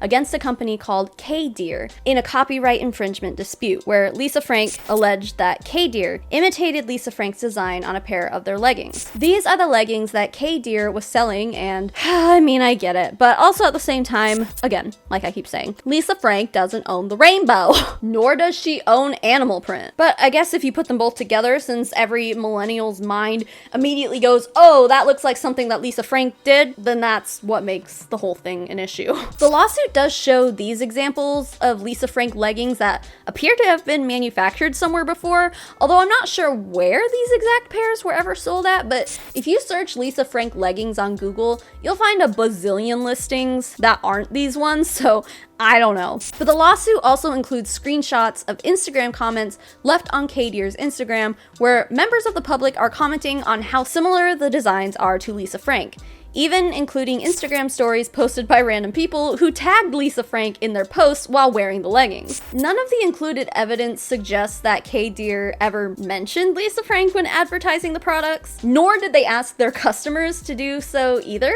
The public just started making that connection in their heads and posted the two together. And while I think it's a little goofy to suggest that this infringement harmed Lisa Frank, a company that fell out of the public eye over a decade before this lawsuit was filed, they're at least right that the general public is likely to connect the two companies when looking at this pair of leggings. But if anything, in my opinion, given the fact that Lisa Frank at this point is a brand that's just been trying to cling to relevancy since the early 2000s, this kind of positive reception of a product could only help them. Hopefully K-Deer's lawyers made that case on behalf of K-Deer in their response, because there really is no evidence that K-Deer purposely stole Lisa Frank's ideas to intentionally deceive the public and harm Lisa Frank's already spectacular reputation at this point. Lisa Frank didn't ask for a specific dollar amount in this lawsuit, just that the company was seeking damages to be determined at trial and to have their court fees repaid. According to Pacer Monitor, they settled outside of court in July 2021, and Lisa Frank dismissed the case in September. So listen, I understand that all artists, no matter how big or how small, how popular or unpopular they are, have rights to their own work, and they have the right to protect those rights. But K-Deer was a small, seemingly family-owned business, and I'm just so sick of seeing huge corporations bullying small businesses like this. They didn't use Lisa Frank in their branding. They just put animal print over a rainbow. It really does feel like bullying to me in this case, and as we're probably beginning to see now, this is not the beginning or the end of Lisa Frank punching down on smaller artists. In May 2022, this article came out on themarysue.com profiling Lisa Frank's copyright takedown notices against small creators online. It seems like these copyright takedowns must have taken place on Redbubble? That's what I'm gathering, but it appears as though Lisa has literally nothing to back these next few claims up. Because like I mentioned earlier, do we all need to say it together? You can't copyright the rainbow. On May 12th, 2022, ex-user Geneva at GDBArt posted this tweet that said, "Okay, IDK what's going on, but these corporations need to cool it. Nike filed a takedown of a lot of my art of people wearing a checkmark/checkmark adjacent clothes last month, and Lisa Frank just filed a takedown of my bubble tea drawing." Geneva attached the art in question, and yeah, what? Can this artist possibly say that Lisa Frank was one of the probably many artists that she drew inspiration from? Sure. But in no way is this art a ripoff of anything Lisa Frank has ever done. Some commenters on this Twitter thread did point to the possibility of, you know, maybe an AI copyright detection system getting it wrong. But then again, with a company the size of Lisa Frank, it just kind of seems doubtful, especially because other commenters claim to have gone through a similar thing at the hands of Lisa Frank. Ex-user The Latest Kate at TLKateArt responded to this thread and said, "Oh no, I can relate. Lisa Frank took down one of my drawings too. I promise it's 100% original and mine, guys. It's a rainbow hummingbird, guys. This is not a ripoff of Lisa Frank." Another artist named Ursula Goff at Urstastic chimed in as well, posting a screenshot from her Redbubble account of Lisa Frank claiming infringement on intellectual property, and yeah, it's a photo of water droplets on a rainbow background. It's an original photo, y'all. Whatever this power trip is that Lisa Frank appeared to have gone on after she regained control of her company, you know, it might seem like small potatoes to some, but I see it as extremely problematic. Now is the time I get to dive into the reason I decided to make this entire deep dive in the first place. The Lisa Frank failed collaboration with Glamour dolls. I don't think it's even fair to call it a failed collaboration at this point. It was just a straight up scam. On February 16th, 2017, a new campaign appeared on Kickstarter called Lisa Frank Makeup Collaboration. If you visit the old page now, you'll be met with this message that says this content has been removed by Kickstarter due to an intellectual property dispute. You may also notice that the campaign raised $370,063 from nearly 6,000 backers. I was one of those backers. I no longer have the emails that I received as a backer, so I'm not exactly sure how much I spent, but I do remember there was a way that you could basically pre-order specific items from the upcoming collection, and I pre-ordered everything except for the nail polishes because I wasn't doing anything with my nails back then, but I pre-ordered everything else. I had to have spent probably at least $50 to $75 maybe. So this was all happening after I had just joined my second MLM, Limelight by Alcone, which is now called Lime Life by Alcone. I thought I was gonna start this new journey into being a makeup mogul influencer of sorts because, you know, that's how they sell the opportunity to you. I was going to do this by starting a YouTube channel where I would do makeup and gain all of the followers and sell all of the MLM makeup and become financially free because MLM. You are currently watching that YouTube channel.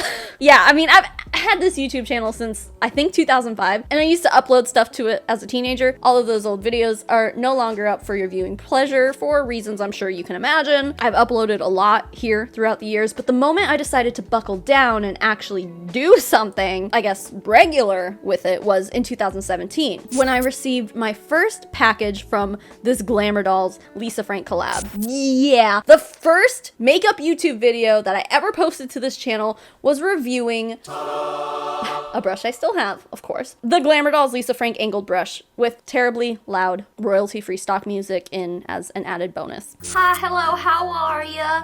I am so excited to make this video today. I pre-ordered this brush It is by Glamour Dolls, and it is the Lisa Frank Angled Blush slash Contour slash Highlight Brush. Listen, I know it's bad, okay? I've improved tremendously, at least I think so. But if you're wondering why I've been referring to this collab as a scam, it's because the Kickstarter originally promised us that we would have all of the products that we ordered by September of 2017. And as of that date, the most that any of us had ever received was this angled brush. Most of us that have this brush didn't even get it from Kickstarter. I think I got this, I'm pretty sure, through Ipsy, which is where I think a majority of people got this brush also. And that was kind of messed up because those random Ipsy subscribers that got this brush in their Ipsy glam bag weren't backers of the Kickstarter campaign, so they never even asked for this brush. And then meanwhile, there were people who had paid a ton of money to the Kickstarter campaign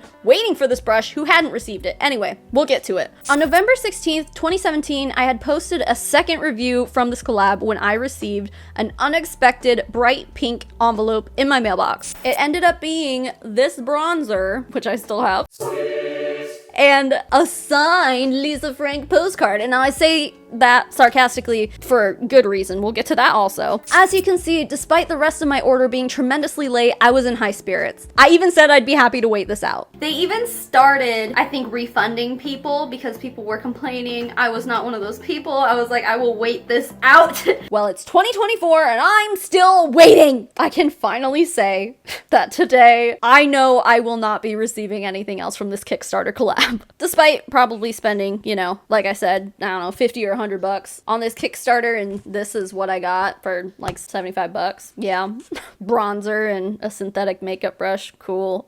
And you could say that, well, Savannah, you and everyone else probably should have pulled out of the Kickstarter campaign as soon as September 2017 came and went and you guys still didn't have anything. Well, first of all, I was already in the midst of falling for another scam, and that scam is multi-level marketing. I was young, I was naive, I wanted to believe that, you know, maybe they had just fallen behind. I gave them the benefit of the doubt. They kept sending us Kickstarter updates and they were showing us the process of the products that they were working on. We saw the Trapper Keeper style eyeshadow palette packaging. We saw swatches of the eyeshadows and the highlighter. I was one of the lucky ones. I got more than probably most of the people who were backers of this campaign. And I think back then it was just kind of like, there's no way that a name as big as Lisa effing Frank was gonna just not deliver.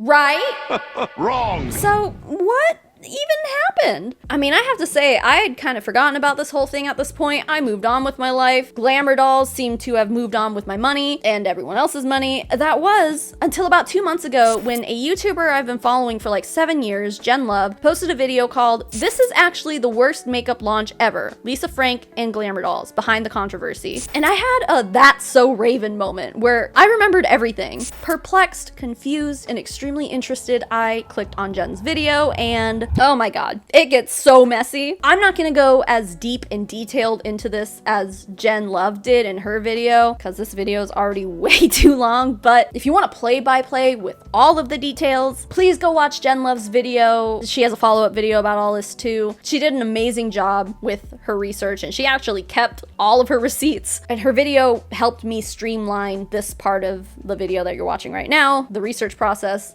She just made it easy for me to be able to follow along and tell you the timeline of what actually happened. So yeah, thank you for all your hard work, Jen. But let's get into what the hell happened with this partnership between Lisa Frank and Glamour Dolls. So according to Jen Love, the Kickstarter campaign was announced by YouTuber Candy Johnson, who has 3.6 million subscribers at the moment. But her YouTube channel is fairly quiet now in 2024, having gone nearly a year since her last upload. But at the time, she was a very popular YouTuber. Candy had allegedly partnered up with Lisa Frank and Glamour Dolls to kind of drum up excitement and engagement in the Kickstarter campaign. It obviously worked because, as I mentioned earlier, this campaign attracted thousands of people and hundreds of thousands of dollars. And as Jen mentions in her video, this was kind of the beginning of the kind of weird makeup collabs that are all over the place now. Back then, they had kind of just started coming out. So the concept of collabing on a makeup line, especially with a name as big and recognizable as Lisa Frank, was still fairly new. Like, I remember at the time that maybe, you know, MAC Cosmetics would collab with musical artists or something, but it was nothing like it is today. So it was kind of a big deal. It was like a new frontier, and it was exciting, and what was even cooler is how we all felt like we were part of it. They had challenges that the backers were supposed to unlock, like taking a picture of a rainbow with your fingers in the shape of an L for Lisa, tweeting out a rap about glitter, wearing a tinfoil unicorn horn in public, posting pictures of any old school Lisa Frank products that they own, posting selfies of you wearing rainbow makeup, and posting pictures of your pets. And then by completing these challenges, Glamour Dolls would then release another product for the collab for the backers to pre-order. According to Jen's video, she made it sound like a lot of the backers were expecting that they would just get these new products, you know, since they were backers already. That's not the way I took it, but I can understand why some backers saw it that way. So when these challenges were complete, Glamour Dolls was like, hey, thanks for completing the challenges. Now you get to see this mock-up image of a product that we haven't even produced yet, and if you want it, you need to bump up your pledges. And reading through the comments of this post, many backers who misunderstood what they meant by unlocking a new product were justifiably upset. In one response to some less than positive comments, Glamour Dolls said, "We started this collection with a handful of products, but a big part of this Kickstarter is expanding the collection with the community and developing new products to add to it. What maybe separates this Kickstarter from others is that we don't know how big the collection will ultimately be. It all depends on community engagement." But that wasn't communicated to the backers at first. It's kind of yucky to put any responsibility on the backers at all, like they've already given you their money. And now you're saying, hey, if you go embarrass yourself by wearing a tinfoil unicorn horn in public, we'll announce more products. And then only adding later that in order to get those products, you needed to actually fork up more money. It's like your public embarrassment was not enough to secure this rainbow unicorn nail polish. It was only good for giving them an excuse to develop more shit for this collection that you ultimately will have to pay more money for if you want it. In response to the people who were angry about this first stretch goal debacle, they told the first 2,000 backers that they could receive a free eyeliner from Glamour Dolls, not Lisa Frank associated, and that seemed to chill people out a little bit. Glamour Dolls did say that they would be releasing more challenges, and for the next one, the first 3,500 backers would get the unicorn crease brush for free, regardless of the tier that they were on. And this incentive pushed the Kickstarter campaign past the 3,500 backer goal in 24 hours. This is one of the brushes that ended up showing up in Ipsy's glam bags unannounced. I never received that brush, I only got this one. I really like the way that Jen Love explains how stretch goals work on this particular Kickstarter, so I'm just gonna let her tell you about it. When people see a stretch reward, they're going to think they're getting something as a reward. What it is traditionally called is a stretch goal, and that is not something that is officially part of Kickstarter, but something that Kickstarter campaigns do often. They usually call them goals, not rewards. And from what I was reading, a lot of the stretch goals typically happen after the backers already have their first set of products, because they've gotten their products, they're excited about it, they're loving it, and now they want something more. So in order to stretch their amount that they've collected and create more products, they have a stretch goal. So let's say if I get 100 people to donate $20 more, we can create X products. So let's see if we can get to our stretch goal, rather than it's a mystery, it's a game, it's a reward. It wasn't. They just completely misrepresented that to the backers. Throughout the next few weeks, the campaign kept announcing more and more additions to the Kickstarter, including partnering with a huge YouTuber named Wenji, who was supposed to help build hype and attract more backers to be able to fund more products that they were still announcing. Keep in mind that through all of this, they hadn't even shipped out any of the original products yet. All they had given any of us were, you know, mock-up, photoshopped, illustrated product ideas. We hadn't seen any return on investment at this point. To continue the hype, they announced 3 Trapper Keeper eyeshadow palette ideas, which blew everyone's mind, justifiably so. So this must have been around the time where I jumped into the Kickstarter campaign, because I specifically remember pre-ordering all 3 of these palettes. Do I even need to say I never got those? Yeah, I didn't, and no one did. So now it's April 2017. This is when the Ipsy bags that I've mentioned a few times now started coming in hot with Lisa Frank brushes that no one knew was happening. I was an Ipsy subscriber at this point. I do remember specifically kind of side-eyeing this and being like, oh, I guess I just assumed that, oh, now I'm gonna have 2 once I finally get my delivery from Glamour Dolls.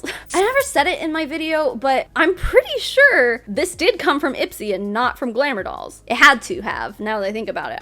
I don't know why I would have left it out of my video, but I guess I did. I have no idea, but I do remember just being happy to have the brush because it was cute. And it was also reassuring reassurance to me that, oh, well, Glamour Dolls is producing the things that I gave them money for. It was a physical representation of what I had invested in. And very clearly, Lisa Frank was caring about me and the other backers so much that she was diligently working so hard on getting the rest of the collection out to us, and I was just happy to have this damn brush. So I wasn't mad about it, but according to Jen's video, I guess a lot of people were mad about it, or at least confused. Especially those who were backers of the Kickstarter but not Ipsy subscribers. So they're watching all these other people with a tangible object in their hands now, and they had nothing. And whatever initial confusion people had evolved into anger eventually, because originally the Kickstarter said that the only people who were going to be getting these brushes were people who were on the $100 and $200 donation tier on Kickstarter. But random people from Ipsy who, what was the cost of a glam bag back then? Was it $5 a month or 10? I think it was 10. Yeah, $10 a month for some sample makeup, and they're getting this product. Meanwhile, those people had paid $100 to $200 to Kickstarter and they had nothing to show for it. So yeah, I would have been angry too. And again, like, none of us even knew that there was a correlation between Glamour Dolls and Ipsy. So like, a lot of the people who were getting this brush didn't even know that there was a Kickstarter for those brushes. They didn't even know this collab was a thing. And now random Ipsy subscribers are getting these brushes that they never asked for before the backers. It wasn't fair. It wasn't making sense. Okay, jumping ahead a little bit, in July, they actually listed these brushes on the Glamour Dolls website for purchase for $4.99. And it sold out immediately. And then they restocked it a few weeks later. Meanwhile, the backers who had paid out the for these products still did not have these brushes. Over the next few months, Kickstarter began sending out updates of what seemed to be the collection coming together. We got pictures of what looked to be a lipstick with a unicorn cap, an early version of the makeup bag we were supposed to get, the Trapper Keeper eyeshadow palette packaging minus the artwork, swatches of what appeared to be lipsticks, nail polish test images, and finally the bronzer that I actually got. But mind you, I didn't get this until November of 2017. I know I'm sort of jumping ahead here. The timeline really is all over the place. We're all still confused. And then there was also like another package that looked like this that just had a single eyeshadow inside of it. That is something that I did not get. And listen, I know that this was nearly 7 years ago and people are gonna yell at me for still having this bronzer. I still use this bronzer. I hit pan. Don't yell at me, okay? I loved it when I got it and I still love it today. Is it expired AF? Yeah, probably. Have I purchased a bazillion other bronzers since I received this one? Yes, but I still love this one because honestly, it really is one of the most buttery, soft, and smooth bronzers I've ever used. I like the color of it. I like the way it blends. I like the texture. I do really like this bronzer. It's matte, so it doesn't have like that shimmer that a lot of bronzers have, so you can use it to contour. And since I'm white as hell, I only need to use a teeny tiny bit of it. I am wearing it right now, and I only use a little tiny bit, which is probably why I still have it 7 years later. Although there is something to be said for people who have darker skin tones, because like I can imagine, you know, if you're darker than this color and this shows up in your mailbox, I mean, you can't use it. What are you gonna do with this? I am slightly embarrassed and slightly ashamed of myself, but you know what? Eat my butt. I was one of the lucky people who actually got this product, and I'm gonna use the hell out of it for the next 20 years, okay? Fight me. Anyway, it was June at this point. They were still telling backers that, hey, we're on track for a September 2017 delivery date. From a production standpoint, none of us knew how impossible this was. We didn't know anything about manufacturing, but one thing we did know is that we were receiving updates and that there appeared to be tangible product samples being delivered to Glamour Dolls and then by extension being delivered to Lisa Frank for approval. It all seemed from the outside like it was going smoothly. Sure, the Ipsy thing was weird, but they were showing us all of this photo and video evidence of what they were working on, and they kept reassuring us that everything was fine, but it was not fine. When September finally arrived, they basically didn't address the fact that they were late at all. They were still giving us updates though. They gave us some like lipstick swatches to look at. And then on September 19th, 2017, Glamour Doll CEO showed up and he was like, hey, send us an email if you're unhappy. We're running late. But also there's no need for that because like no matter what, you will receive all of the products you ordered. So remember how I mentioned there was this magical signed postcard? So the lowest tier of the Kickstarter campaign was $5 and it included a digital background originally. Like how hard is it to create and deliver a digital piece of art, you know? know? So after September came and went, people were like, look, man, some people got their brushes already. Why did you create brushes before a digital background? The explanation that Glamour Dolls gave for this was that Lisa Frank was concerned about art theft, I guess. Which does kind of add up to like what Lisa Frank was doing around the same time, I guess, you know, copyright striking small artists who used more than 3 colors in their artwork and suing small businesses for putting rainbows and animal print on their products, but I digress. Anyway, instead, the workaround of that would be that Lisa allegedly had opened her vault. So inside the Lisa Frank warehouse lies a fireproof vault where Lisa says she keeps all of her original artwork and at least one of every product she's ever manufactured. Glamour Dolls was like, hey, Lisa opened her vault and found vintage postcards and she's gonna sign 25 of them and send them to you instead of some stupid digital background. Wow! And that, my dear friends, is how I came to be in possession of this exclusive piece of history. The only problem was, and I actually only found this out because of Jen's video, it's a fake. So what do you mean this is fake? I'm holding it in my hand right now. There's pen writing on the back. Like, what, you're gonna tell me, how do we know that this is fake? So Jen posted a picture in her video of a postcard that someone else posted, and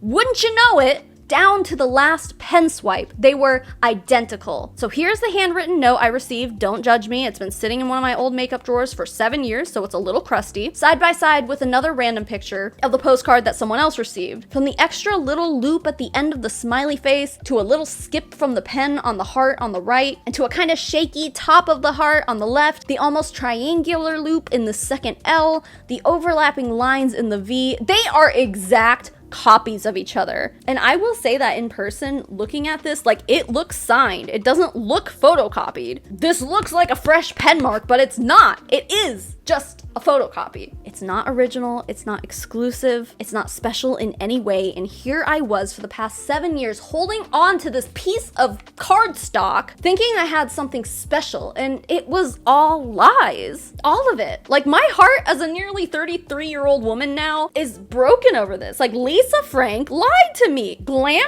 Dolls lied to me. Whose fault was this? Was this Lisa Frank's idea? Was this Glamour Dolls' idea? Was this just an excuse to hold over the backers while our promised products were running months late at this point? I don't know, but like, it fired me up, and here we are making a video about it. Oh, and just as another added detail, so there's like this QR code on the postcard. See? Wait, is it there? There. Now, if you remember, Glamour Dolls told us that this postcard is vintage, like it's old school Lisa Frank. Okay.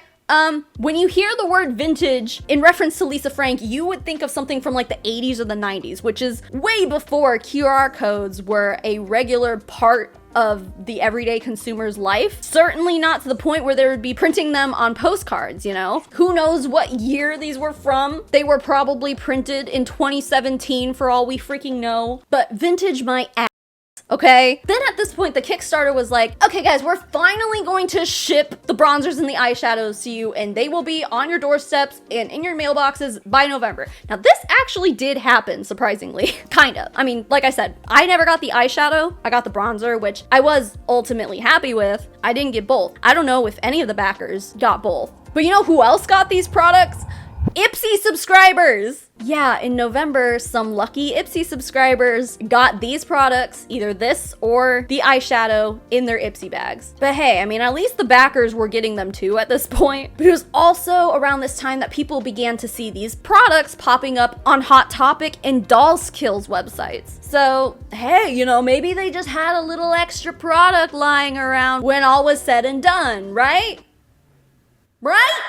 Wrong. Christmas comes and goes, still nothing. Except for the people who invested in this Kickstarter campaign as like a gift for someone else. They were offered a printable card that you could give to your intended gift recipient, telling them to expect all of these products eventually. Spoiler alert, this was just another cruel jab at the backers because, as I'm sure you've guessed, none of us received anything that the Kickstarter campaign was supposed to be funding. So now we can jump to February 2018, this is 1 year after the Kickstarter campaign was launched, the Glamour Doll CEO tried to openly communicate and answer backers' questions at this point. They had a phone call, which I guess you can go and listen to if you wanted to. Basically, all we learned from this call is that the reason they were getting slowed down in the manufacturing process is because they were awaiting approval of multiple products and packaging from Lisa Frank, who appeared to be leaving Glamour Dolls hanging. By April 2018, the updates that they were giving backers was basically just like, yep, still waiting for Lisa. We have everything done on our end, just waiting on Lisa. He also said that a lot of the lack of transparency regarding,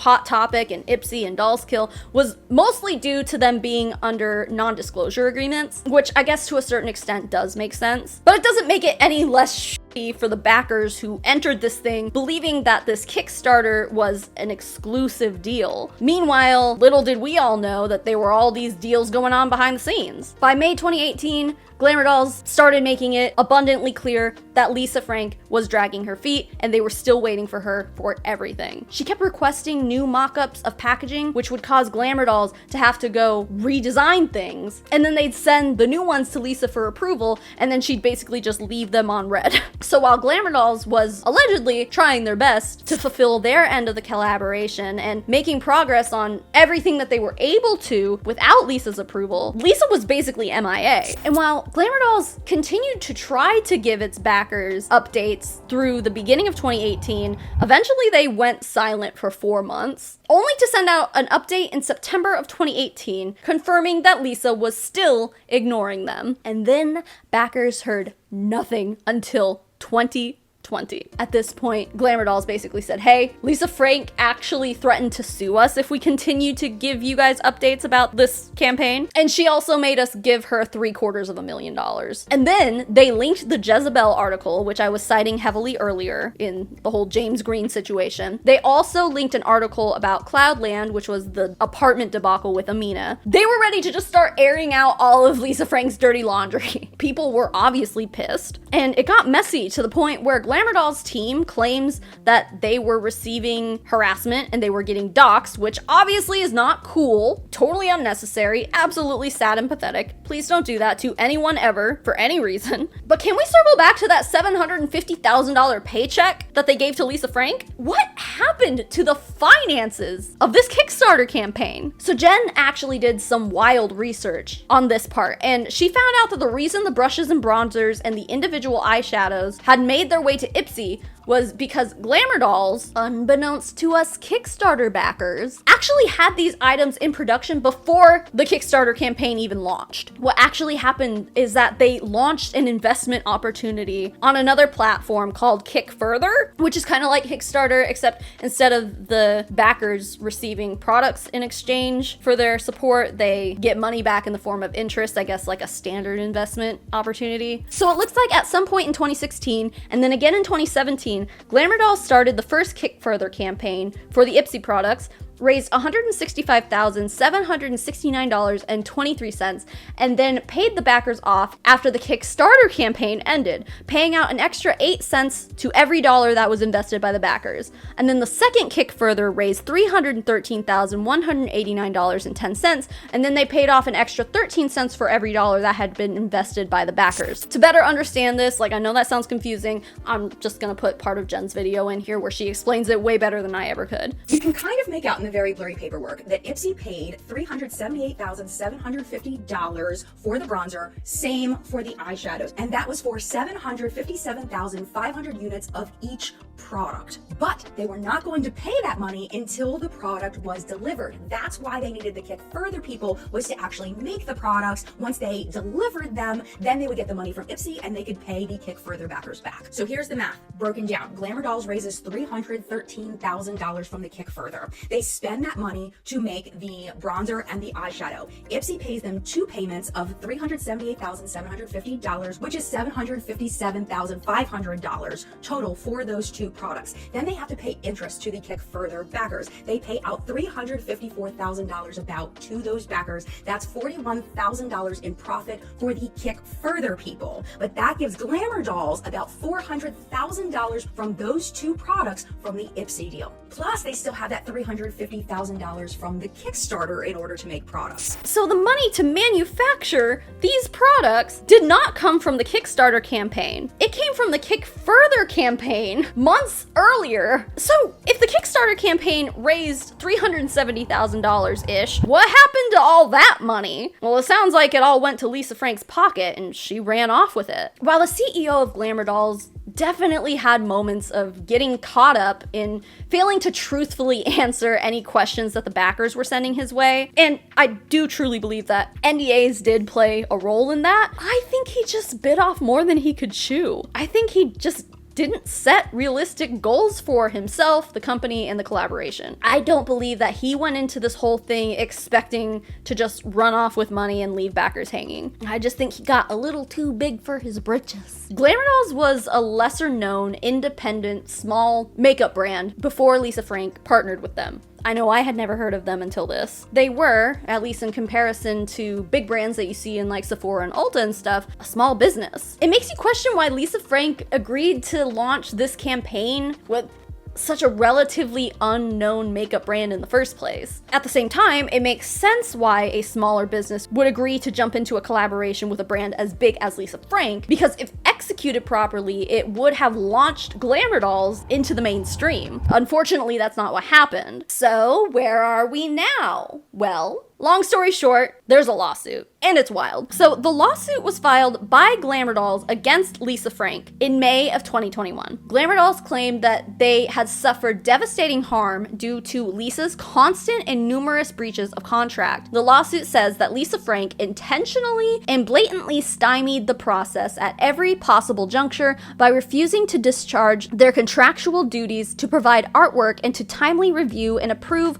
or disapprove with detailed feedback the sample products Glamour Dolls submitted. As a result of such unlawful refusal, Glamour Dolls was deprived of the ability to use and sell the vast majority of the licensed products for which it had paid royalties. In effect, defendants reaped the significant monetary benefits of the license agreement while intentionally and systematically preventing Glamour Dolls from receiving same. They then went on to accuse Lisa Frank of having no intention of actually fulfilling her agreement, and that Lisa Frank deceitfully and fraudulently leveraged their fame and notoriety to coax a small up-and-coming cosmetics company, Glamour Dolls, into signing 2 license agreements and paying exorbitant royalty fees in exchange for the ability to use and sell cosmetic products with Lisa Frank's signature trademarked artwork. Glamour Dolls claims that Lisa Frank started publicly defaming them and then publishing false statements about them in an attempt to tarnish Glamour Dolls' reputation and make Lisa Frank out to be the one who's the victim. Yeah, the victim who walked away with $250,000 for doing literally nothing. Wow. Just wow.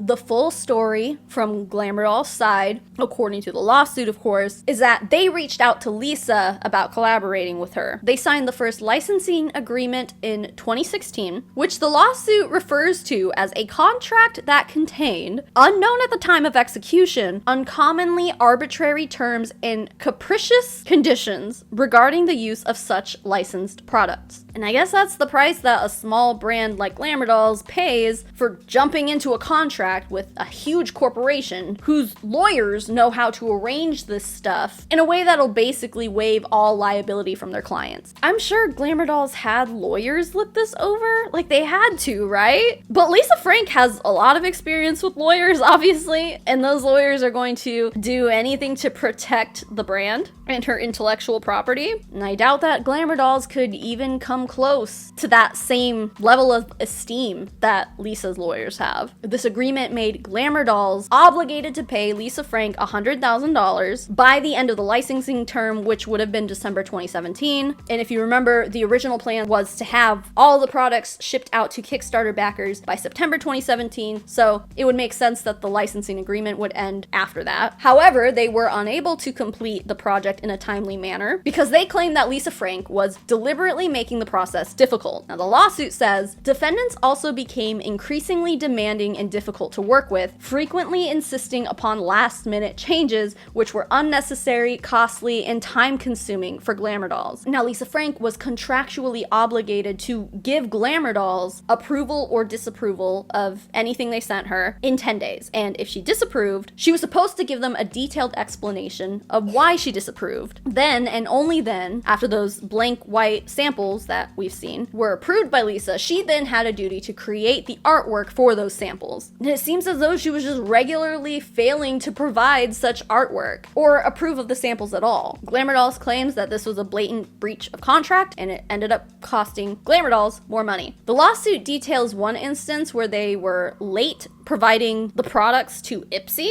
It says, in one instance, due to defendant Lisa Frank's failure to timely provide artwork for the Ipsy sales order, Glamour Dolls missed the artwork deadline and was forced to pay a fine in the amount of $50,500. Glamour Dolls also says that Lisa demanded that one of Glamour Dolls' co-founders be removed from the project, which forced Glamour Dolls to have to go hire more help from someone named Pinar LaCroix, who quit shortly after he was hired, as cited in the lawsuit. Unfortunately, LaCroix soon thereafter resigned because defendants were impossible to work with and incredibly hostile and aggressive in comparison to the other licensors whom LaCroix had previously worked. Hostile, aggressive, and impossible to work with. Gee, where have we heard such descriptors before? Now, usually those terms were used to describe Lisa Frank's ex-husband, Jamey Green, but this lawsuit seems to award those adjectives to Lisa herself as well. Very disappointing. Now, as mentioned earlier, the first licensing agreement ended in December 2017, so what happened next?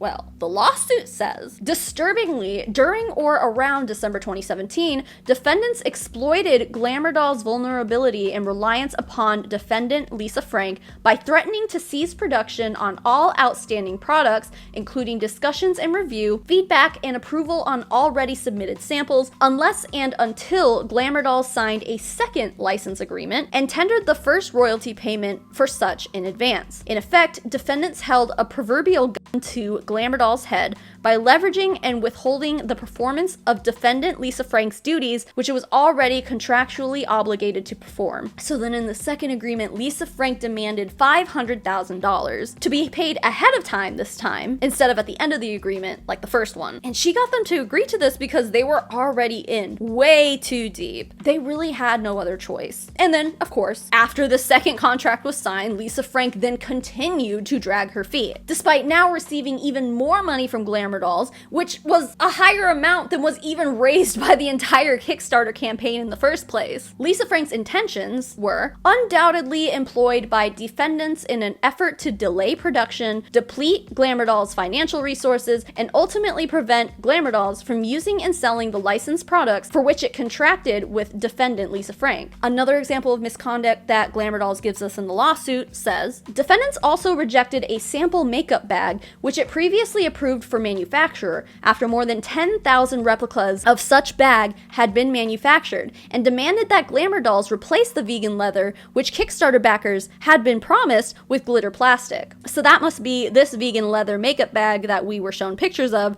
which was so perfect. Any of us millennial Lisa Frank lovers would have adored that bag. And Kickstarter backers even voted on this design, but Lisa was like, no, do it again, after she had already approved the production of 10,000 of them. The audacity. In the summer of 2018, Glamour Dolls says that they believe that Lisa Frank began working with another cosmetic company that was significantly more well-known and therefore more profitable than her agreement with Glamour Dolls. That company was none other than Morphe! Oh! So this is a collaboration that actually did end up happening and coming to fruition. I never bought any of these products because and I'm sure that so many of the other backers were pissed that we had been included in the production of a Lisa Frank makeup collaboration, only to be ignored by Lisa Frank in favor of Morphe. It seems like Lisa Frank just didn't want to fulfill her contractual obligations to Glamour Dolls anymore because she got a better opportunity from Morphe, which left us, her paying customers and fans, in the dust. as if we meant nothing to her. And I think that's what really hurts the most. She already got literally all of the money that we gave to Kickstarter and then some. And that seems to be all she really cared about in the end. Anyway, around this time, Lisa Frank abruptly terminated the second licensing agreement with Glamour Dolls, in which Glamour Dolls says that they did everything they could to salvage the relationship and continue the collaboration so that they could get the promised products to the backers of the Kickstarter, but Lisa was like, no, bye. And then she took all of the concepts that Glamour Dolls had created with her and then brought them over to the Morphe collaboration. And they took full advantage of this. They produced multiple Trapper Keeper eyeshadow palettes for the collaboration, and guess what? If all of this crap with Glamour Dolls wouldn't have gone down, I would have snatched up every single one of those products for myself. But I didn't, because at this point, fuck Lisa Frank. But what does she care? She already had my money anyway. In order to save face, Lisa Frank Incorporated was featured in an Insider article when they were launching this collab with Morphe. And a representative of Lisa Frank told Insider that Lisa Frank had entered into a business arrangement with Glamour Dolls several years ago. Unfortunately, Glamour Dolls completely failed to live up to our agreement, which includes their obligations within the Kickstarter campaign, failing to manufacture and deliver the products that our fans rightfully deserve. The Lisa Frank company knows how you feel, as we did not receive what Glamour Dolls promised us either. After many months of pushing Glamour Dolls to live up to its contractual obligations and deliver products to our fans and retailers that ordered products, Lisa Frank Incorporated reached the point of exasperation, terminated the agreement with Glamour Dolls, and contacted the federal government. To say we are disappointed by the events that transpired as a result of this license is an understatement. The Lisa Frank Incorporated representative said the company was excited about the upcoming collection with its trusted partners at Morphe, and that it knew Lisa Frank fans would love these quality cosmetics that bring the joy of Lisa Frank to life. Which, side note, I don't know about you guys, but like, I've used Morphe eyeshadows and like, I'm not that impressed. Like, they're really not that great. I've never used Glamour Dolls eyeshadows either, but I have used Glamour Dolls bronzer, and if this is any indication of the quality of the eyeshadow that we would have been receiving, I'm gonna say she missed it on this one, because like, Morphe kind of sucked. Anyway, to go back to that statement, I'm curious, personally, about the part that says that they contacted the federal government. How? Why? I mean, I understand that trademark is a federal thing, but like, I never saw anything suggesting that they filed a complaint or, you know, they never filed a lawsuit or anything. The ones who filed the lawsuit was Glamour Dolls against Lisa Frank. It feels like they just threw that part in there to be like, Glamour Dolls is run by a group of criminals, when in reality it's like, actually, you guys are the ones who are clearly in the wrong. Now, the publishing of this Insider article allegedly caused other third parties that Glamour Dolls was arranging future collabs with to back out and then to never speak to Glamour Dolls ever again. So they lost a lot of business opportunity because of this. Their reputation was shattered because of this also. And it's really sad to scroll through their Instagram, which made its last post in September 2018, and then tried to make a comeback in 2020, where hundreds of disgruntled people left angry comments not knowing the truth of how Lisa Frank treated them. People accused Glamour Dolls of running off with our money, when the one who truly had all that money was Lisa all along. A small business suffered at the hands of a multi-million-dollar corporation, and the public perpetuated that it wasn't Lisa Frank's fault, it was Glamour Dolls' fault. And I guess you can't blame them, because at that time, that was the only information we had, that was the only statement any of us had, but I'm sure during this time that Glamour Dolls was working diligently with lawyers to come up with this lawsuit, and they couldn't publicly defend themselves until the lawsuit was filed out of fear of legal retaliation by Lisa Frank, who at this point just felt like a schoolyard bully who ran off with all of our lunch money. So the lawsuit's counts against Lisa Frank were mostly approved by the court. They dismissed part of the breach of contract claims, as it appears that Lisa Frank was busy trying to get this entire case dismissed for months, but the court ended up saying that Glamour Dolls does have a right to proceed with counts of things like fraud and breach of good faith and fair dealing, and honestly a bunch of other stuff I don't understand. And as one should expect, you know, this shouldn't be unexpected, but Lisa Frank did file a counterclaim counterclaim against Glamour Dolls in August of 2022 after she failed to have the entire case dismissed. So she tried really hard though. Jen Love made a part 2 video going through Lisa's counterclaim as well. I'll have the lawsuit link down below so you can read it all for yourself, or you can watch Jen's video going through it if you want the nitty-gritty details of it all, but I'll summarize it here. At this point, we have a lot of finger pointing, a lot of no you, and without seeing the actual evidence on both sides, it sounds like both parties kind of messed up a little bit in their own ways. I'm personally still leaning my favor towards Glamour Dolls for the sole fact that I believe that they did act in good faith, and they did have every intention of following through with their end of the contract, despite the rookie mistakes that they were making along the way, which they definitely made mistakes. I do not believe that Lisa Frank reciprocated that good faith, and I believe that Lisa Frank acted solely to protect her name and her brand instead of the thousands of customers whose money was now in her pocket. And need I remind you that none of us ever received what we were promised when we handed those funds over to her. In the end, Lisa has our money. We do not. Glamour Dolls does not. The rich, white, multi-millionaire does. And she is richer and better off for it. To me, it all comes down to doing what's right and what's fair to all, instead of selfishly only caring about herself and the brand. But, you know, that's just my opinion. You might share a difference in opinion, and I'm sure that your opinions that are different from mine are valid as well, but this is just how I see it. And maybe I'm biased because I was a backer, but I don't know. Lisa's counterclaim basically says that the contract between the parties said that Glamour Doll had to have Lisa's approval on everything. She basically held all of the rights to the production, like she had Glamour Dolls by the doll's balls. She had the dolls by the ball. Stupid. There was nothing that Glamour Dolls could really do about it after they signed this contract, dude. So, I mean, signing into a contract like this probably was not the best idea. But I mean, if I'm a small business and a huge, well-known, multi-million-dollar corporation agrees to partner with me on a project, I'd probably bend over backwards to make it happen, because if it all goes well, it would open up new opportunities for my small business. It was irresponsible of Glamour Dolls to agree to this whole thing, but I understand it to an extent, especially because they expected Lisa to reciprocate the good faith, which I don't believe she did. Anyway, Lisa Frank says Glamour Dolls did not fulfill their end by, and I shit you not trying hard enough. Lisa Frank also says that they used her artwork in promotions that she did not approve of, which, you know, we saw a lot of promotions and mock-ups and stuff in the Kickstarter campaign, so was she referring to that? I don't know. She blames them for being late on delivering products in a timely manner, which of course is true. It's 2024 and none of us have received shit. However, when comparing the two claims, Glamour Doll says that that was mostly due to Lisa dragging her feet and procrastinating, failing to give back the contractually obligated feedback in that 10-day review period, and just being extremely difficult to work with in general. No contract ever guaranteed that Lisa Frank was going to be easy to work with, but in my opinion, like, that should go without saying, but okay. All this says to me is that there were a lot of miscommunications, and neither side wants to take responsibility in those miscommunications. Now again, I think Glamour Dolls tried its best, and Lisa Frank saw their blunders, and instead of trying to help them and bring up her concerns and attempting to work with them and fix them and get them back on track, she just continued to collect money from them while watching them struggle to get back on their feet. Like, it's literally in Breaking Bad when Walter White is watching Jesse's girlfriend. This is dark. Why am I talking about this? He walks in and sees Jesse's girlfriend choking on her own vomit after a drug overdose, and he's like, I could have saved her, but I didn't.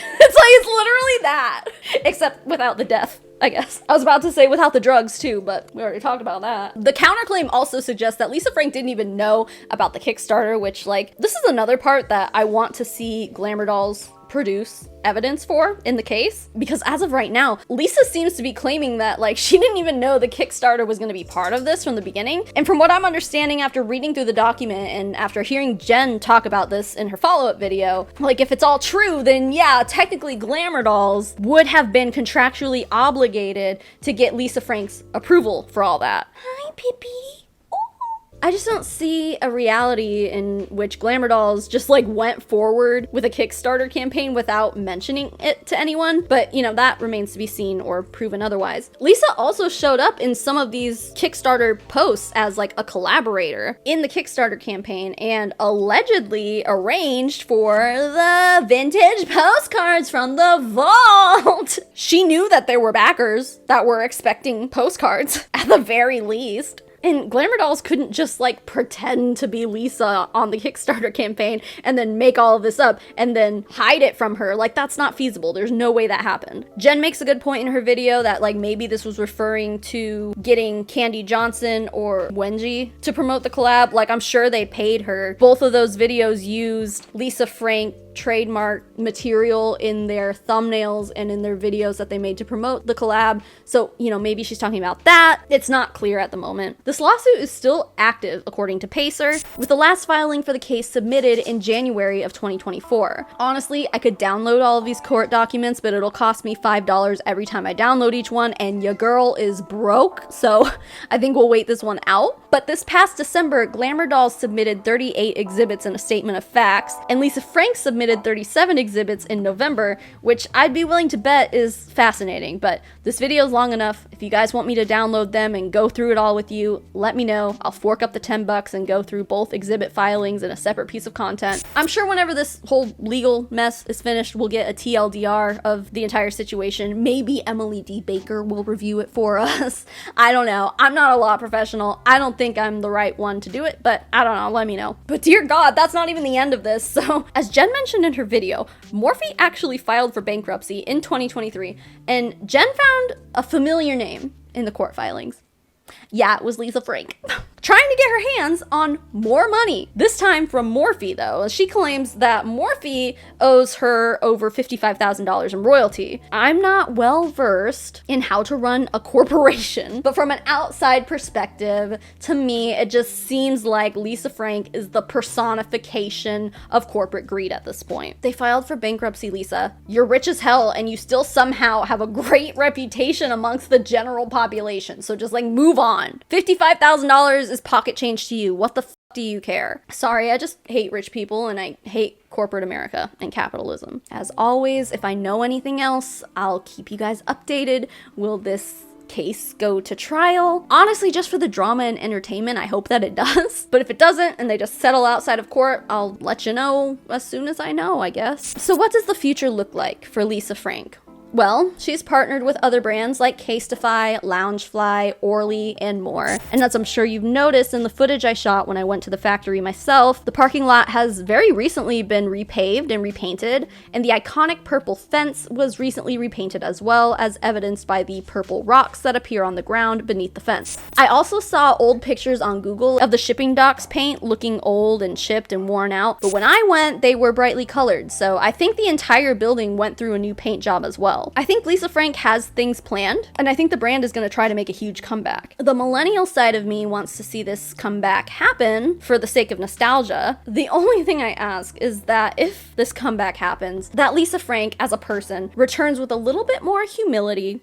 Maybe take a slice of humble pie, Lisa, and that she does not take advantage of those of us who grew up loving her brand like we were children. I may be in my 30s now, but it still feels like she's stomping all over childhood me. Ultimately, any comeback is going to end up with us being the target demographic. So don't mess this up, Lisa. Good luck, and don't it up. And now finally, I can say that this video is now in its conclusion. But before we do that, I just want to take a moment to thank some people and some things. First of all, thank you to Rocket Money for sponsoring this video. And of course, I need to take a moment to thank my patrons and my members, guys. The list of names I'm about to read off are my financial supporters. They get access to things like our private Discord server. We have a postcard club, sometimes even more than that. So if any of that sounds good to you, you can go to patreon.com/SavannahMarie, or you can click the join button beneath this video to join my YouTube memberships, just whatever works for you. Now with that, the biggest thank you in the whole wide world goes to Hula Chowdown, Jacqueline Nutton, Kessie Drew, KJ Barnes, Leanne, Sarah Simi, Caroline Reed, Daniel Urena, Maddie Darley, Ray, Just Mark, AJC, Martine Hubert, Love to Be Evil, Amber Price, Baby Pink Pearl, Alice Wagner, LaSalle Story, Mother Dragon 82, Fallon Lowry, Hannah, Jessica Billhart, Emion, and Auntie Lou. And to the rest of my financial supporters, thank you so much for being here and for being you. And even if you're not a financial supporter, thank you for making it to the end of this really long video. Goodness me. You just being here helps this video get seen by more people because YouTube loves watch time, so just thank you for being here. I'll keep you updated with everything I know, and with that, I will talk to you all later. Bye.